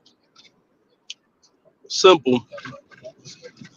See, this these the type of conversations sometimes that kind of piss me off and it irritates me because you got all of these people or all of these quote unquote men, predominantly white men, making all of these decisions for these teams that don't know what the fuck they doing. When it should be so simple what you should do. But yeah, we can sit up here and talk about this stuff. We should be making their fucking money. We should be making their salaries. We should be advisors or something like that for them. The Bears need to, number one, improve the offensive line going into next year. And number two, actually, number one, first and foremost, you need to fire Eberflus. He has to go. I agree. He has to go. And you bring in, I hate to say it, I really, really hate to say it. You got to steal Ben Johnson from the Lions. You got to get Ben Oh, Johnson here. I It's thought you was either gonna say Ben Belichick. Johnson. Nah, either Ben Johnson from the Lions, or you go and poach away old boy from Washington, the one who was the Cardinals head coach with the fly house during the Hmm. COVID draft or whatever. Who offensive coordinator for the Commanders right now? That's coaching the offense. I Kingsbury. can't Kingsbury, Cliff Kingsbury. I would say that I think Ben Johnson should probably be number one on your list. But I think that if you bring in either Kingsbury or Ben Johnson and you improve the offensive line, I don't think you can miss. Because and then not only can you not miss in production possibly, but I also don't think you can miss in finding out whether Caleb is really that guy or not. Because Right. that would be this is the thing about it. With these quarterbacks, we can always sit back and talk about two talented receivers, having one great receiver, having a great running game, and so on and so forth. The number one thing you got to have is a good offensive line, because nobody can be great if they don't have an offensive line. It's hard to be good if you don't have an offensive line. It's just almost impossible. And we see in it. Chicago's offensive line is horrendous. They addressed they went and got all these skill position players on offense, receivers. They went and got DeAndre Swift off free agency, him departing from the Eagles because they got Saquon or whatever. So they brought in all this talent, and they also put into the defense. They built into the defense. They didn't do shit with the offensive line. They didn't do. I think they drafted one lineman in the draft who's one of their starters, and he's terrible. So you want to improve Chicago, improve the offensive line, and get an actual head coach that know what the fuck he doing. Yeah. Yeah, it's something that something that something they need to figure out because there's too many pieces there. Too many Yep. pieces there for them to look as bad as they look. Whole lot of talent. Yeah. Yeah. Absolutely. So But I read something. I believe we both, two of us shared it, but ESPN and Inside the NBA have come to terms to continue the show. But I was reading Shaquille O'Neal's not gonna, as of now, isn't a part of it. But what yeah, do you guys? he's not under contract. Yeah, ooh, what a run by Mixon. What are you guys' thoughts on this? And will they? I'm sure they'll. I hope they bring Shaq back into the fold. But as an NBA fan, this was exciting for me to see.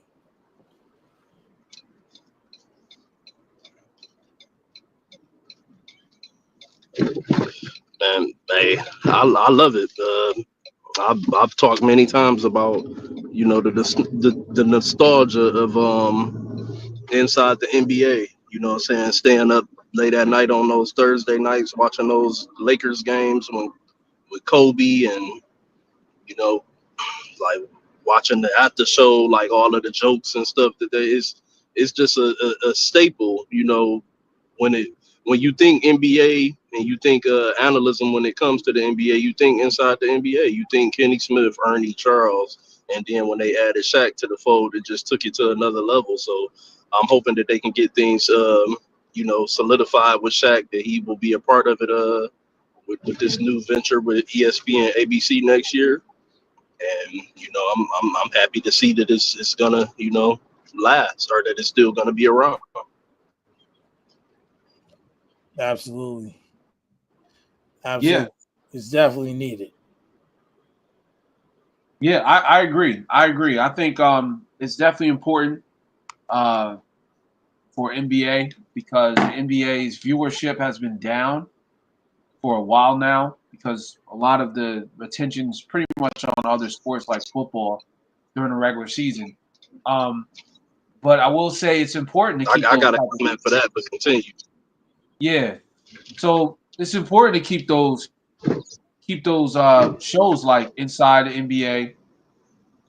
I love the fact they bringing back like shows like Inside Stuff. You know, we need shows that kind of highlights the superstars and highlight the sport. Uh-huh. So Uh-huh. we need to bring that stuff back and keep it. You know, when I heard they was trying to get rid of the show, I was mad. I was like, why would you get rid of a show that's working? Like, you don't want to change that formula. So I hope that they can figure it All of out with those Shaq. Emmys. Yeah, that's what I'm saying. They want all these awards. You know, it's highlighting one of the best shows on TV with sports. And I feel like they should keep it. So I'm glad they figured it out. But what was you gonna say? You was gonna say something about it. Yeah, I was gonna comment on what you were saying. Like, I don't disagree with you that yeah, we keep shows like Inside the NBA and bringing back stuff like Inside Stuff, which should have Yeah, never went away as well. But yeah, man, it's something to be said about the viewership being down in the NBA. I don't think it's the things around it. I would argue that we probably live to watch more of the inside the NBA and stuff like inside stuff and shit like that, first take and all of that stuff more than we care about the game. oh, I see so absolutely. many people say now, like, oh yeah, I'm gonna just watch the highlights. Cause the Yeah, games, I'm not saying it's not exciting anymore to watch games. It can be exciting, but man, these players they just not the same, Raj. They not what we yeah, grew up on. they're And I not. believe that's why viewership is down in the NBA.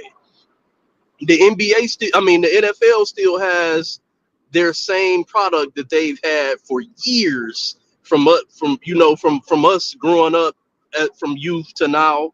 I can remember when the NFL was a little bit boring and when Super Bowls were very lopsided and boring and not exciting.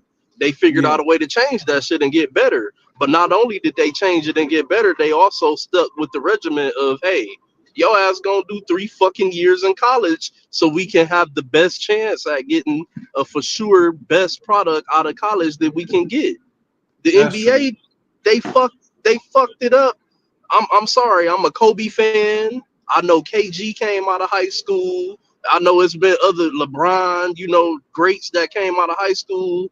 Man, these niggas need to go to fucking college and they need to be made to stay in college for at least, I really think 3 years, but I would accept 2 so we can stop So, having these goddamn Cam Reddishes and RJ yeah. Barretts and motherfuckers that should still be Oh, in should have still been in school. Hmm. They not developed. It's just not a good product at times anymore, and that's the true reason why viewership is down.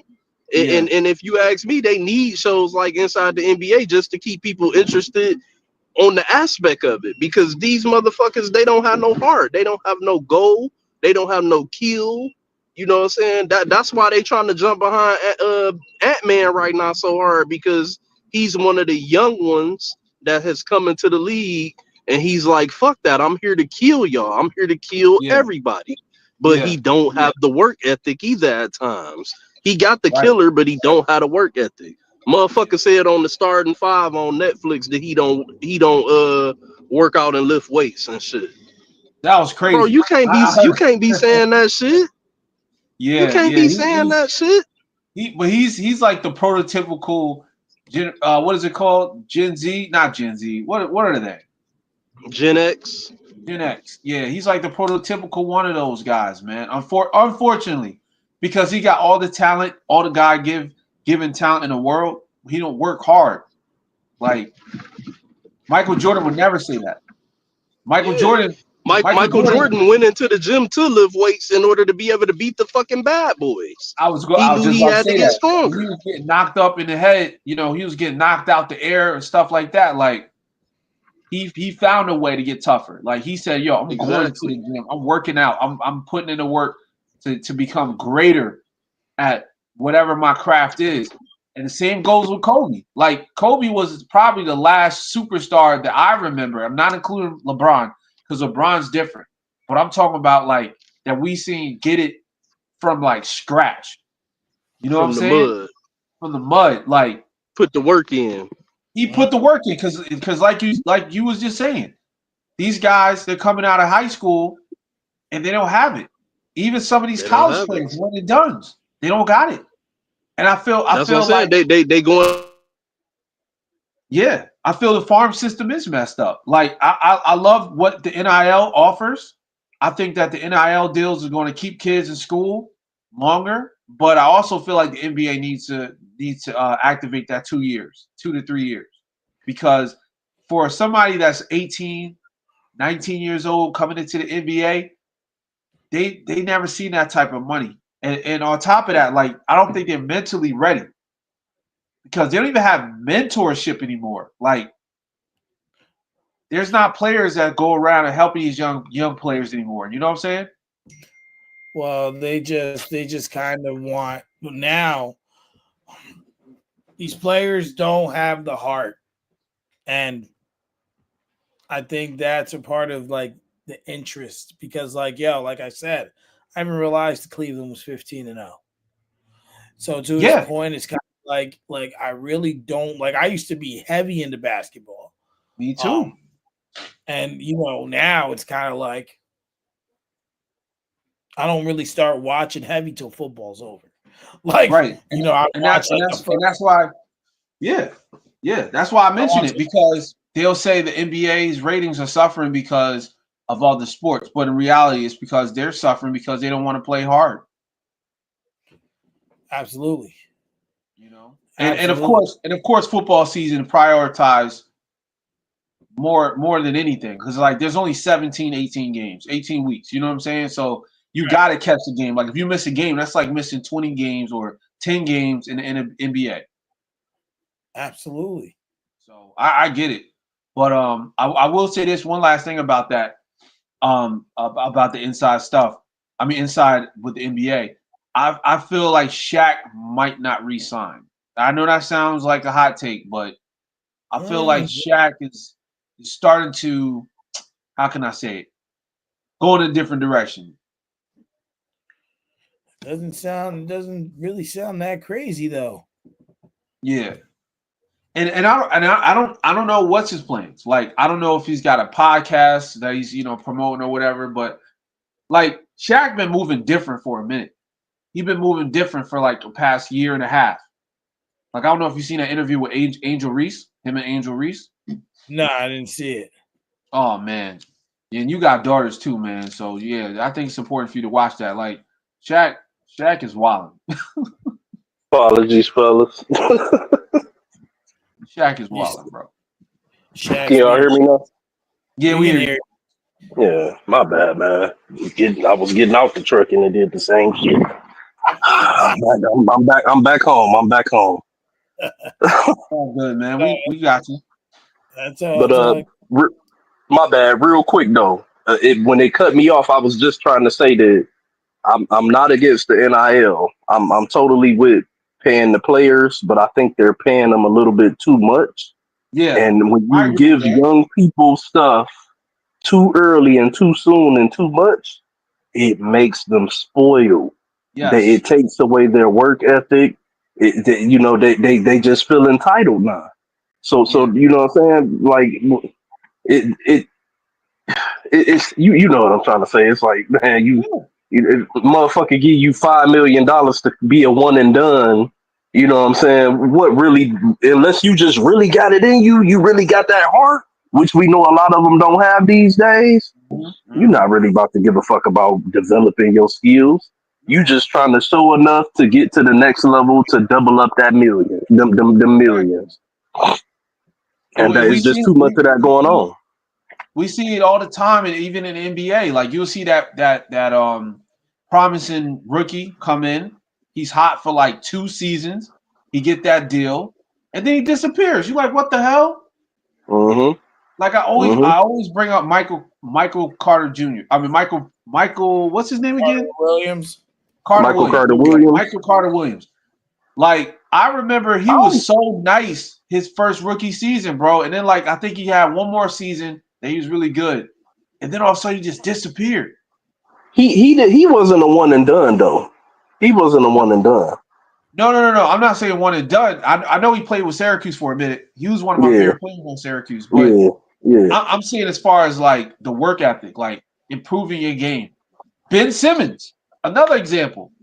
He was Michael Carter Williams was the first Ben Simmons. If you want to know, if you really want to know the truth, Yeah.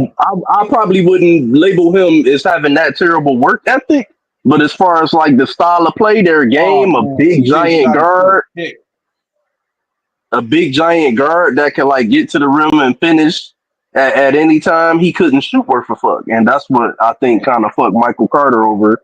'Cause he won Rookie of the Year. He's the only player I've Yeah, ever seen win Rookie of the Year and disappear the next year. And that's what then I'm probably I saying. think he was out the league by like year 4 or 5. It's something He like was that. done. Something crazy. I know. I don't know. It was like it was really weird because he had all the talent when it comes down to like defense, rebounds, assists. He just couldn't shoot. That was his only hang up. He couldn't really shoot.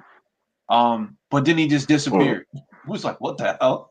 Yo, what happened to this dude? But yeah, Ben Simmons, same type of thing. Like they get a contract, they get that one big contract, and they disappear. Or they don't want to play hard. Ben Simmons, I will put in his own category. I don't think Ben Simmons lacks work ethic. I don't even think he tries to apply it. He doesn't give a fuck. He's in his own world. He just doesn't give a fuck. That's He's like, crazy. I flash to show y'all what I can do, and now I'm making this money. And if I need to show up here and there and play, you know, 20, 30 minutes a game and give you 5, 5, and 5 in order to keep making sure I'm cashing checks and getting millions deposited into this account, that's what I'm gonna do. As far as winning in championships, ha, piss toss. I could care less about that shit. I'm out here trying to fuck Kardashians and be a celebrity. In the words of That's Ben Cameron, Simmons. I'm Ben Simmons. I don't play games. Oh man, yeah, that bar by Cameron will forever live. That's That's a Man, that's a like I fact. said, Every time Ben sits out, I think about that bar. like yo, the thing is, I remember when I first heard that, and I was like, I first heard it, and I didn't even finished listening to it. I sent it to you, and I remember I was just like, yo, there's one bar, and you gonna know which one I'm talking about when you I hear it. didn't- Yo, that had me dying. Oh man. I'm Ben Simmons. I don't. but you know it's crazy though. I've heard them talk about it on multiple podcasts, Yeah.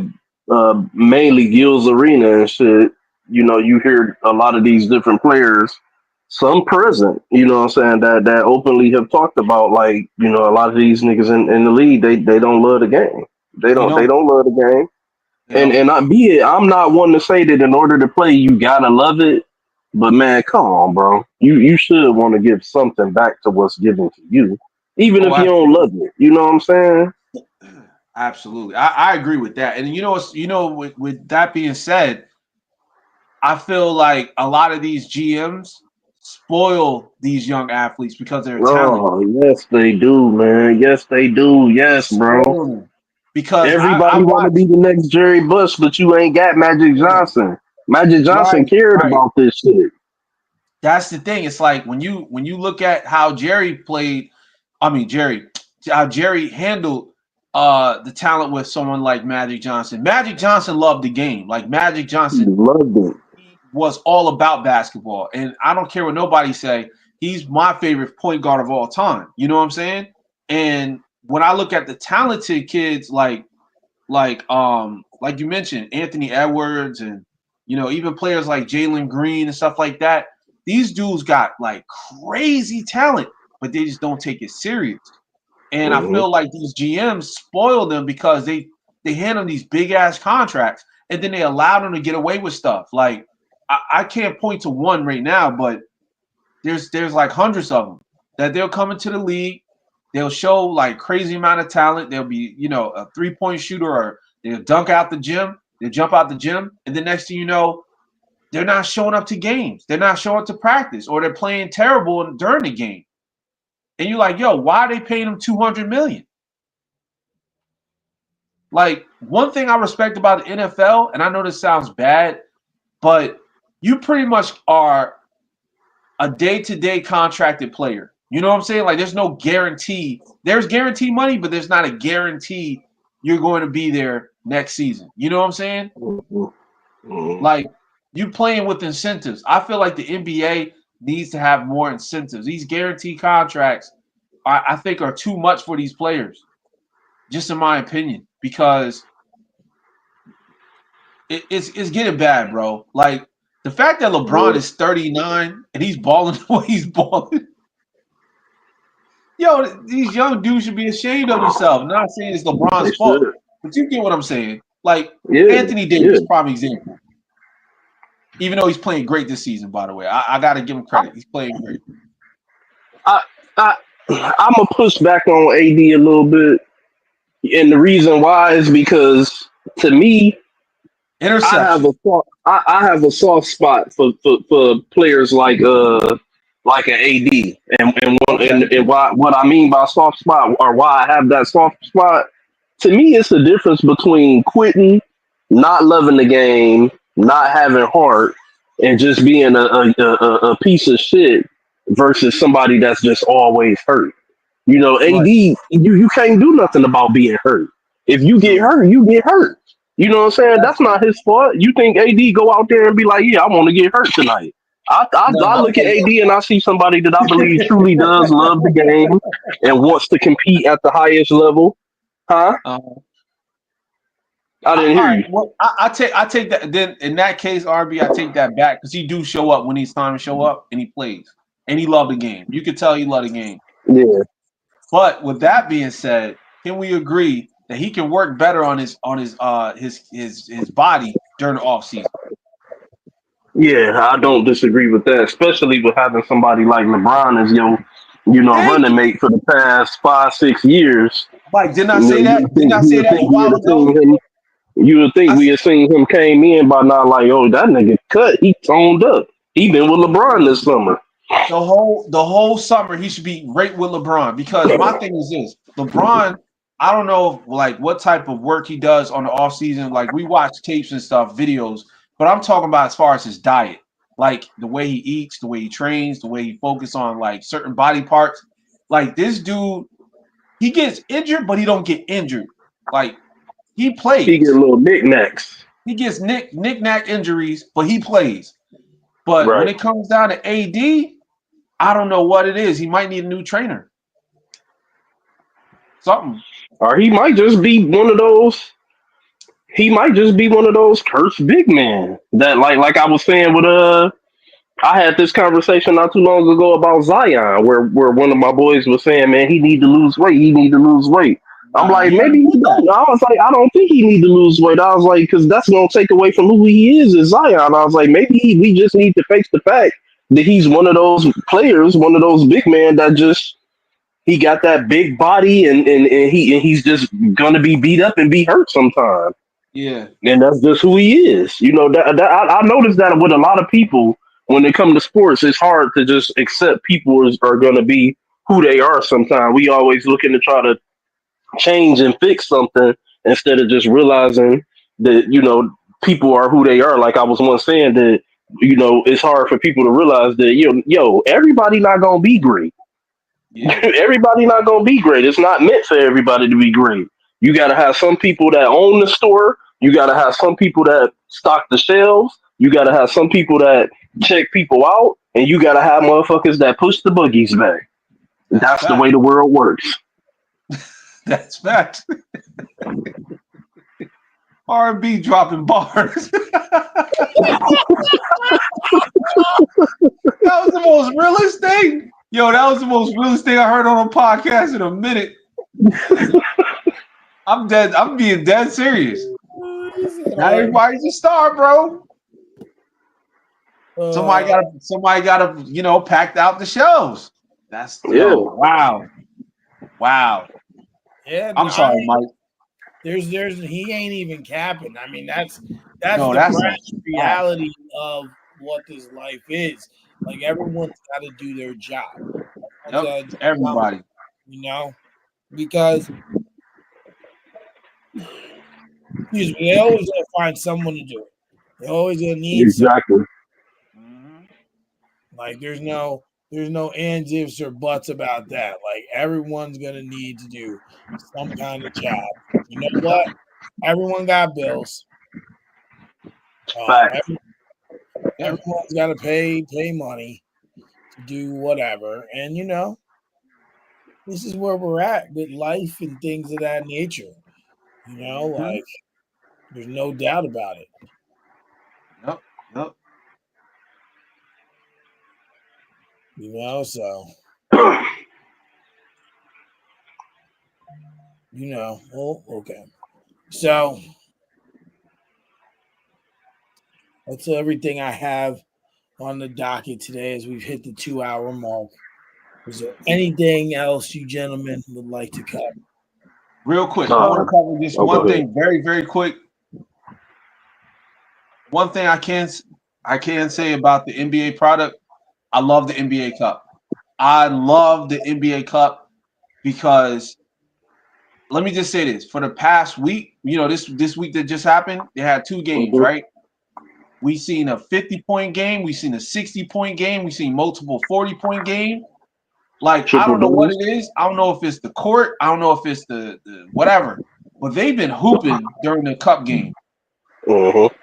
and I love it. I love to see that fire. Like I don't know how to explain it, but it's something different. You know what I'm saying? And I just want to say that they definitely hit a home run with this, man. I love the cup games. Even last season, it was fun. It was fun to watch those Tuesday and Friday games, Yeah. and see the competition. So that's all I wanted to say. I did want to excuse me. I did want to piggyback real quick on something when my audio messed up when I was getting in the truck. Yeah, What I was saying earlier is that Philadelphia has the talent to beat the Lions. Would I pick them to be the favorite over the Lions in the playoff game? No, I would not. I definitely think that we are the better complete team, but I feel like they have more talent and that they definitely could be a threat. And the other team that I said could be a threat is if San Francisco gets on the roll, gets healthy, and starts getting back to who they are. Watch out for them. But I That's was true. happy as hell that the Seahawks knocked them off yesterday and kept Oh them man, their foot on the neck. man, Geno Smith you was the and game Vegas winner, was happy baby. because I wasn't. Vegas gave Geno that call, Smith. man. I'm like, yo, how many penalties are gonna get? God dang. But the Lions are the best team in the NFL. I never thought I would live to say that. The Lions are the best team in the NFL, fellas. Yeah. We'll see. We'll see what happens this Super Bowl because I Yep. got him as my pick for the NFC, but Okay. I don't know who's coming out the AFC. We'll see though.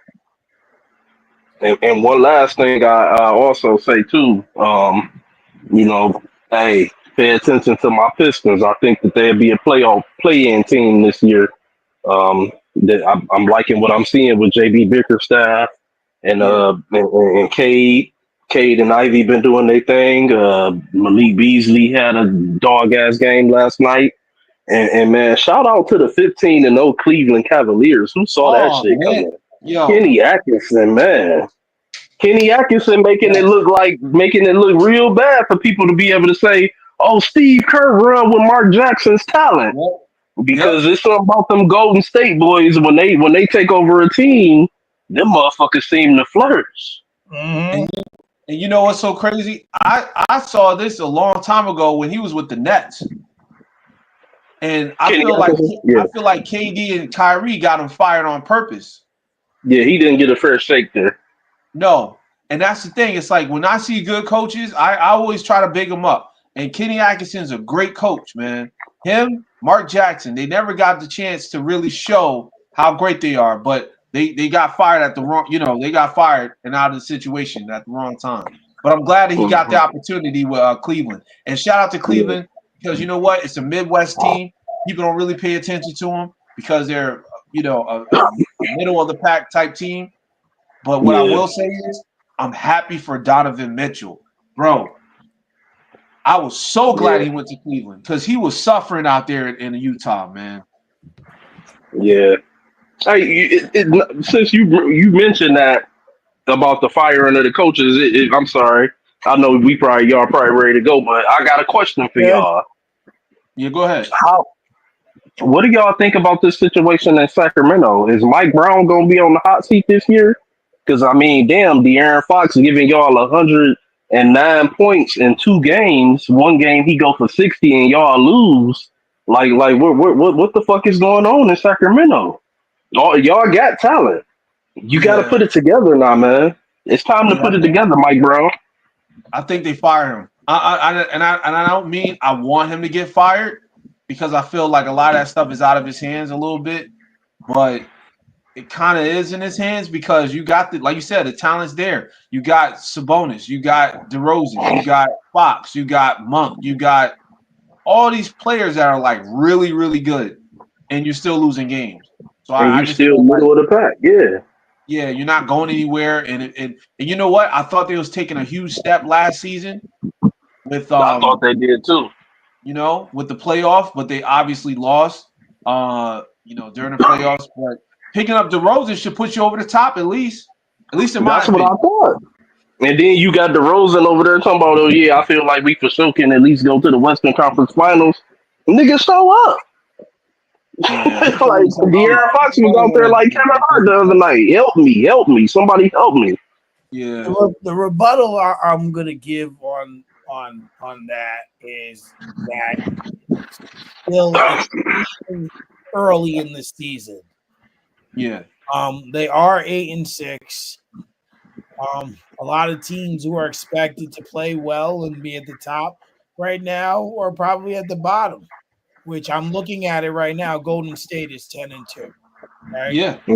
Nobody saw that coming. Nope. correct. Houston Especially is got the play going. Houston is going to win, trying to win their sixth in a row. Joe Mixon again. Um, they're 10-4. The Lakers 4. Phoenix with Durant at the moment are 9-5. But Denver, we're supposed to be at the top, 7-5. Minnesota 8-6. Memphis is split in 8-6. Dallas 7-7. Clippers 7-7. So when you look at this, not saying the points you're making are wrong, but what I am saying is it's too early to tell. Now, if they cannot ascend and go further because they haven't reached their ceiling yet, then we're having that conversation. But like it's just too early to be talking about firing coaches. I always say you need at least 30 games to really see anything. Not saying because Mike Brown was fired from the Lakers after a 1-4 start years back. But Yep. in this situation, not yet. It could happen, but it's the Fired same. from Cleveland twice, right? Yep. It's the same thing when you look in the Eastern Conference, right? Let's keep it a stack. I'm sorry to cut you off, Mike, but I gotta say this. Yeah. Mike Brown is Doc Rivers with glasses. Hey, but at least we can tolerate his voice when he talks. Oh yeah, true. True. Nah, but I get what you're saying. We might be a little bit premature on it, but I kind of see the firing coming. And see, I wasn't really saying him being fired. I was just saying, do y'all think he should be on the hot seat this year? Oh yeah, definitely, no Oh, doubt. hot seat, yeah. But Yeah, yeah, the yeah, yeah, yeah. thing is, Doc Rivers gonna be on that hot seat at 4 and Man, 9. Doc Rivers should be fired by He should now. be fired. I'm watching the game now. Bro, These as long boys as are losing. we Let me don't see. need him Hold back on. They on still losing? commentary. Sound like his voice ate a cactus trying to get air. Like, Oh no, they winning now. But I feel like this should be the last season he coaches. well, are they gonna fire Nick Nurse as well? Nah, Nick Nurse is see. You know what gives Nick Nurse the excuse? Joel Embiid's not playing, and what's the name's hurt, but he's playing, but he's hurt. Paul George. Who, Paul George. Yeah, I thought he I was feel like healthy. they, huh? I thought he was healthy. He's healthy, but he's not like 100%. He's Mm. healthy, but he's not healthy. I mean Yeah. that's regular Paul George anyway. Yeah. As much as people like to rag on Kawhi, Paul George ain't really too much different. Nah. You barely see him. I'm gonna let that one slide for now. It's a breath of fresh air to see Paul George on the court just as much as Kawhi. No. Seeing Kawhi is like seeing a solar eclipse. That's what Kawhi is, a solar eclipse. He over there probably laughing. Do y'all think the Clippers should trade him? Who gonna Nah. want him? I think he Bro, should. I think he should this is sports. just retire a Clipper. This is the business of sport. Remember, I always try to tell y'all, it's always gonna be a GM or an owner or a team somewhere that's willing to take a chance on what was once or what they think to be a superstar. True. Somebody pick him up. Somebody pick him up. It'd be a team somewhere that'd be like, fuck it. Should I be honest with you? You think the Lakers wouldn't try to make a move to say, Kawhi, sit down all year and then playoff time, you I join hope AD not. and LeBron and let's get it done? You I don't think want they to. wouldn't? I'm not. I don't want to see it. Even as a Laker fan, I don't want to see it. But I'm saying, you don't think if they had the chance to do it, they wouldn't do that shit? Yeah, they would. But I will say this. You know, a team I do see picking him up just on some what do you call just a thank you and then have him retire there. San The Rap- Antonio. the Raptors. Oh, the Raptors. Yep. And the reason why I'm saying this because I feel like he should have stayed. And I feel like they feel the same way. Like the Raptors really didn't want to let him go. So Yeah. He just didn't want to be in that market. He didn't want to be in that North. nah, he did his job. He won them a Yeah. championship. You know. Hey, what the, I keep coming with shit, man. But look, I gotta know y'all thoughts on this weird ass dude Drake, man, and trying to beef Oh, with DeMar DeRozan. And so, what was that about? fake tough guy stuff. He's a fake tough guy. I think Drake's just in his feelings. Yeah, Like, he's a very very emotional guy. it's been an interesting year for Drake. So I think at this point he's trying to just do anything to be in the headlines. Like, Because you gotta know people was gonna talk about that shit. of Yeah. course. Listen, But you trying to punk out a basketball player though, man. That we all know you really don't want no smoke with this dude. You know what I'm saying? You don't want no smoke with DeMar DeRozan. whether He people probably beat the shit out of Drake. whether people want to admit it or not, Drake is arguably the third biggest star in music, right? Yeah. Arguably behind But behind Beyonce and Taylor Swift.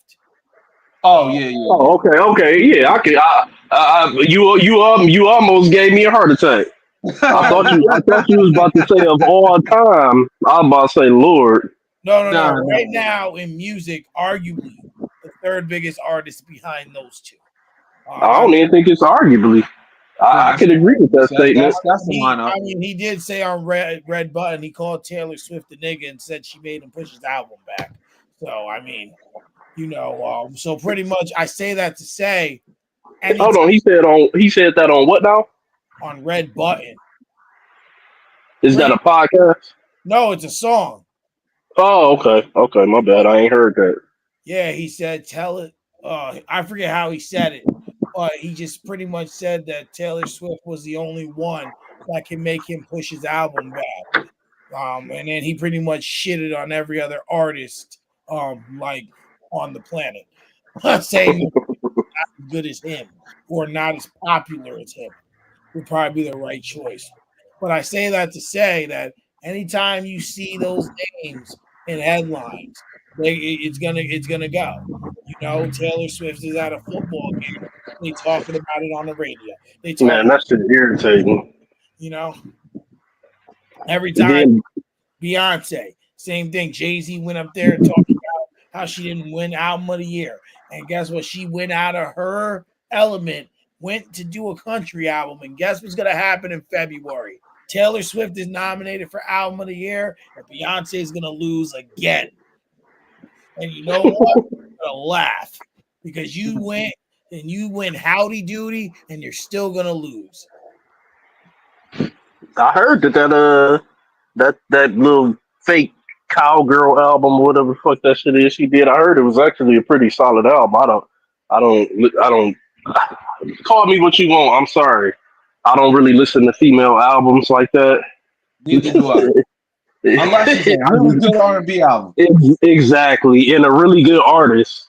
I have to relate to it. You know what I'm saying? Don't get me wrong. There's definitely some females out there that I can relate to, and I love to hear their music. But I'm sorry, Beyonce is not one of them. No. I listen to Neither is Taylor Swift. I listen to a lot of female R&B, but you know, but the Beehive wasn't even feeling this one. They didn't back this one.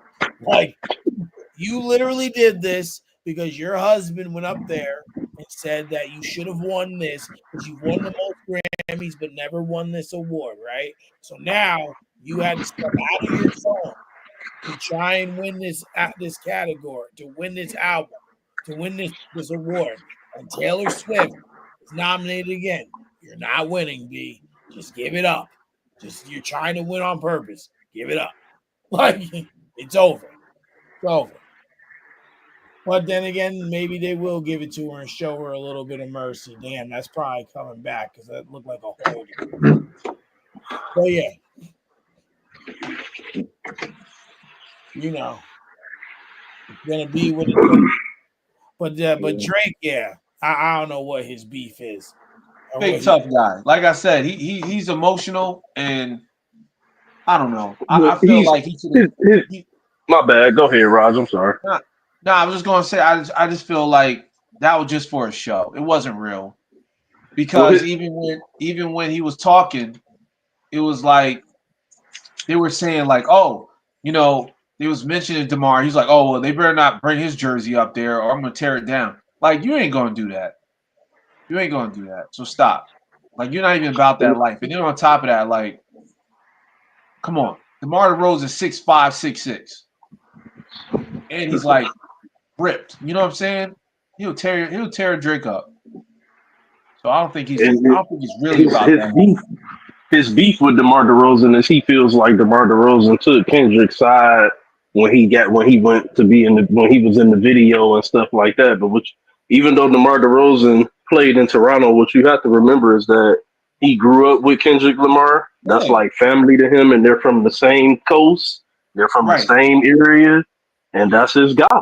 And you know what I'm saying? And he said himself that he wasn't choosing sides. He said, I just want to be in the video because, you know, that's my guy, and he asked me to be in the video. Now, would I say that Kendrick probably was on a little bit of bullshit by asking him because he knew the backlash and the flack that it probably could bring? He definitely did. Of course. But that's the thing. It's like, you can't expect nothing different. But what I will say is Drake should have just bowed out gracefully on that and said, all right, he got that. You know what I'm saying? Like, not even try to fight against it because, yeah, he was the star in Toronto and he got done dirty. Let's keep it real. You know what I'm saying? Like, I feel like Drake at that point should just be like, all right, I lost the battle. Because there was a lot that happened that wasn't right. So it is what it is. But so you said you think DeMar DeRozan got done dirty? In Toronto? Yeah. Yeah. How? Because what's his name? What's the GM's name? Or the president, excuse me, president of Toronto Raptors. Usai Ujiri? Yeah, Usai Ujiri. He promised DeRozan that he wouldn't get traded. And then traded him the next day. Okay, and so what? It's the business. It happens all the time. But you can't give somebody that's the business. It happens all the time. Hey, that's the business, Raj. It's sports. It's business. It happens all the time. Hey, what did the Clippers do to Blake Griffin? They told him, you know, how they was gonna put his name in the rafters and this and that, and then the very next day he was traded to Detroit. See, and that's done dirty. Went, That went that to from me, went from sunny LA to wintry, cold Detroit. hell yeah. Yo, I just Sorry ass watched that video when he ran team. off Steve Ballmer. When he ran to the back to the locker room. That shit was funny. Yeah, But I don't know. I mean, just in my opinion, you know what I'm saying? I'm not saying that it's not business, but it, I get it. It's just somebody that you look at as being a star and somebody that pretty much was you feel like they owe them that to be yeah, straight up with them. at least be honest. You know what I'm saying? Like if the deal is on the table or you potentially have a deal on the table, be like, look, I don't want to promise you that, D Rose. You know, I mean DeRozan, I feel like What you should have an opportunity to choose what team you want to play for or have the what opportunity to come up with another plan. what if the deal wasn't on the table? What if the deal Then wasn't on the table for Kawhi at that time, and well then it was? You think well I'm you gonna don't pass up Kawhi for at that time for Demar? well it's something you can run by them. Be like, listen, I know we had a conversation, but what do you feel in this situation? What we should do? I think what you want to see, kind of in a sense, is you want some as a player, right? Like, okay, I'm gonna give you like a kind of a comparison, right? So, like, all right, as a player, you want to have some sort of a safety net if you're a player of relevance, okay? Yeah. Um, I think DeMar DeRozan did enough there to earn that, right? So, and he is right because I always say these are He, business first. what championship did he win? He didn't win a What championship, but championship did he win again? he didn't win a championship, but he listen, DeMar DeRozan was So what drafted. did he do there? What MVP? What? Hold on. I ain't done. I ain't done. What Okay. scoring title? How many He MVPs? didn't get a scoring title. How many All Star selections? A few. He get he My had a few point. My all-star point exactly. selections, I Yeah, he think. had a few All Star selections. I give you that. And he But my got to point the Eastern exactly. Conference Since when Finals. does that buy you any type of bro? LeBron was making a mockery of him and Kyle Lowry every fucking year. That wasn't nice. That wasn't nice It's at no. all. Me and my boy had this discussion all the time. It's no. But what I'm saying is though, this is what I'm saying though, R&B. Toronto had no success before that. No playoff success. I know they had Vince Sanity and all that stuff, blah blah blah, which is great. But DeMar DeRozan was like the second coming of Vince Carter because this dude was drafted. He was drafted to the Raptors, and a lot of American, believe it or not, a lot of American players hate playing in Toronto because not only is it cold, your money's cut in half. Uh-huh. So for an organization who's running a pretty much a mom and pops organization, right? When a superstar that's, like I said, multiple time All Star brought them to the Eastern Conference Final, even though LeBron was making fun of them, spinning the ball and all that stuff. If you got a superstar like that, that's a part of your organization, and he comes to you as a man, and I get it, it's business. But if he comes to you as a man and say, "Yo, am I on the trading block?" and they look you in the eyes and they say no, and then the next day they trade you, that's foul. I'm not saying that it ain't foul. All I'm saying is it's business. It's the league, and this is the league that Hey, in these leagues, nobody owes you anything except what they owe you. I mean, and to that point, like, I used to work at Coke, right? And I left Coke, whatever. I didn't like some of the things they were doing. So now, I know you're not from here, R&B, but Raj will understand this. So at Yeah. Coke in New England, we cover uh, 5 counties. We cover Orange, Dutchess, Sullivan, Rockland, Putnam, It's Holmes, Sullivan, Rockland, Putnam, Ulster, right? Ulster and Duchess. So now Coke has decided, right? Because in Elmsford, there's another Coke there. We get all the soda. They get all the soda from Elmsford shipped up to New Windsor, right? So now New Windsor and Elmsford are run by the same people. Like it's the same owners, but the people who run New Windsor also run Elmsford. So they have decided that instead of giving the giveaway to Elmsford, the Rockland County and the Putnam County, and for Orange and for New Windsor to run 4 counties there. So now, what's that mean? That means now Elmsford needs more drivers because now we got those 2 counties. They got Westchester. They do a piece of Connecticut, and they do a piece of the Bronx. So I'm comparing it because to R&B's point, business dictated that is a smarter decision for the company, right? Because it's going to save them a lot of money because instead of shipping the soda up there and doing it and sending it back down, loading it and sending it, now they're just sending it wherever. Now that means drivers going to lose money in Windsor.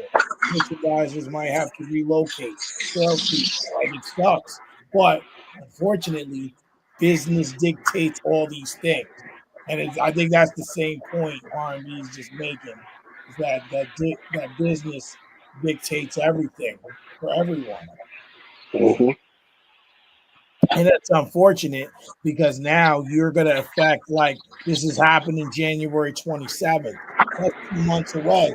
Now all these guys are going to have to, they're going to have, certain guys are going to lose, And find a new job. You figure out what fact. about their families. So pretty much it's Christmas, then fuck off. And outside of that, you also have to think about it like this too. DeMar DeRozan, a grown man, he been in the league. He had been in the league for a while. He know what it is. He knows that it's a business. You think he's the first player ever to get told no, you're not getting traded, and then end up traded?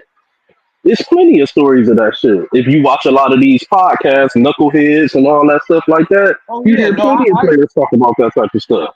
So for you to think that you were so special, you know what I'm saying, or whatever the case may be, and I'm not necessarily saying that he thought that, but you know what I'm saying, like, hey man, get over it. so all right. So let me ask you a question. If that happened to Kobe, you don't see Kobe being done dirty if they traded him, like you know what I'm saying? During his career at the Lakers, like the I Lakers I say, I, "Nah, we I ain't never. trading you," and they I trade think him. I think you misconstruing me a little bit. I never said that it wasn't dirty. I said that it's Oh, just business, and oh that's just okay, how it goes.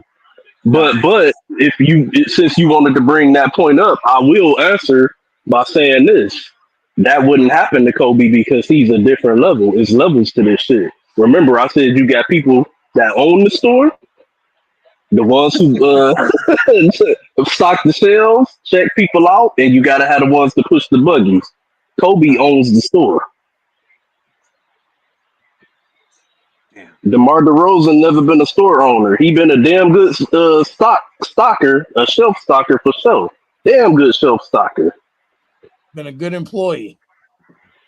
Yeah, but he ain't no store owner Well, Raptors showed it. The because they Raptors wanted to go showed get a that this store owner and season. they went and got one. Now, be it that his knees ended up causing him to, you know, go bankrupt. Kawhi Right. Leonard at the time was a damn store owner. But yeah, and it benefited them because they won. They won the They championship. won. So you And then DeMar DeRozan said that he felt like if he didn't get traded, they would have won the championship that next year. Because he now I don't said, believe that. did you ain't hear that? No, You I ain't didn't hear hear him that say part. that? But I'm telling you, I Yeah, do not agree with that at he, all. he, he said that on the interview recently. And you want to know what he said that really pissed me off? What? That showed me why I'm not really a big DeMar DeRozan guy, or for that matter, a lot of these niggas guy. He said the move that we needed to make was for LeBron to lead the Eastern Conference. How fucking weak is that? Oh, Nah, I Go don't want look to it hear. up. Go look it Nah, up. that just made my stomach turn. I don't want to hear that. Bring that phone on here. it's, Go look it up. I bullshit you not. Matter of fact, I'm going to look it up and send it to the chat when we done with this. I'm going to look that shit up. He felt like the move that the Raptors needed to make was for LeBron James to lead the Eastern Conference, and that's what happened. That's That sad. was the first year LeBron went to LA, That's sad. and that's why he felt like they would have won the chip. And I don't believe that either. I agree with you. I don't believe that. I believe they could have went to the Eastern Conference Finals again. Hell, they might even went to the finals, but I don't think they win the chip without trading for Kawhi. Nah, he wildin' with that. that's true. That's true. Well, gentlemen, we're at the 2.5 hour mark. Always a good show. Always a good time. We're gonna be back though. We'll be back next Monday, right here, 6:30 ish. Tomorrow I got Honest Hour. Big Veg will be on. Wednesday I got Mike's Music Corner with Kels Turner, and Thursday I got Honest Hour again with Jag. So if you're not doing nothing, tune in. I'm somewhere on your screen, and we'll be back here Monday, 6:30. And I'll leave it to you gentlemen to close out the show. Yeah. Go ahead, R&B. My bad. As always, I appreciate y'all allowing me to grace the platform. I know I had a lot going on today, but I still wanted to try to be here the best I could. Next Monday will be a lot smoother. I don't have nothing on the slate. But I will say, hey, if you guys can tune in, and anybody that's watching, tune in at Big Three Man Talk Podcast this Thursday at 8:30. We will be live. I got one for your ass. It's called Love and War. Big Three Man Talk Podcast returns this Thursday. All right, all right. Well, if I can move my other podcast up an hour, I'll tune in because I usually try to keep those under an hour. Ain't always easy, but I try. Go We going to war this Thursday. We going to war. No, ahead, Raj. Nah, appreciate everybody, man. Thank you guys for checking us out. We'll be back next week. And we look forward to seeing you guys. All right, you guys have a good night, and we'll see you in the group. deuces. Peace.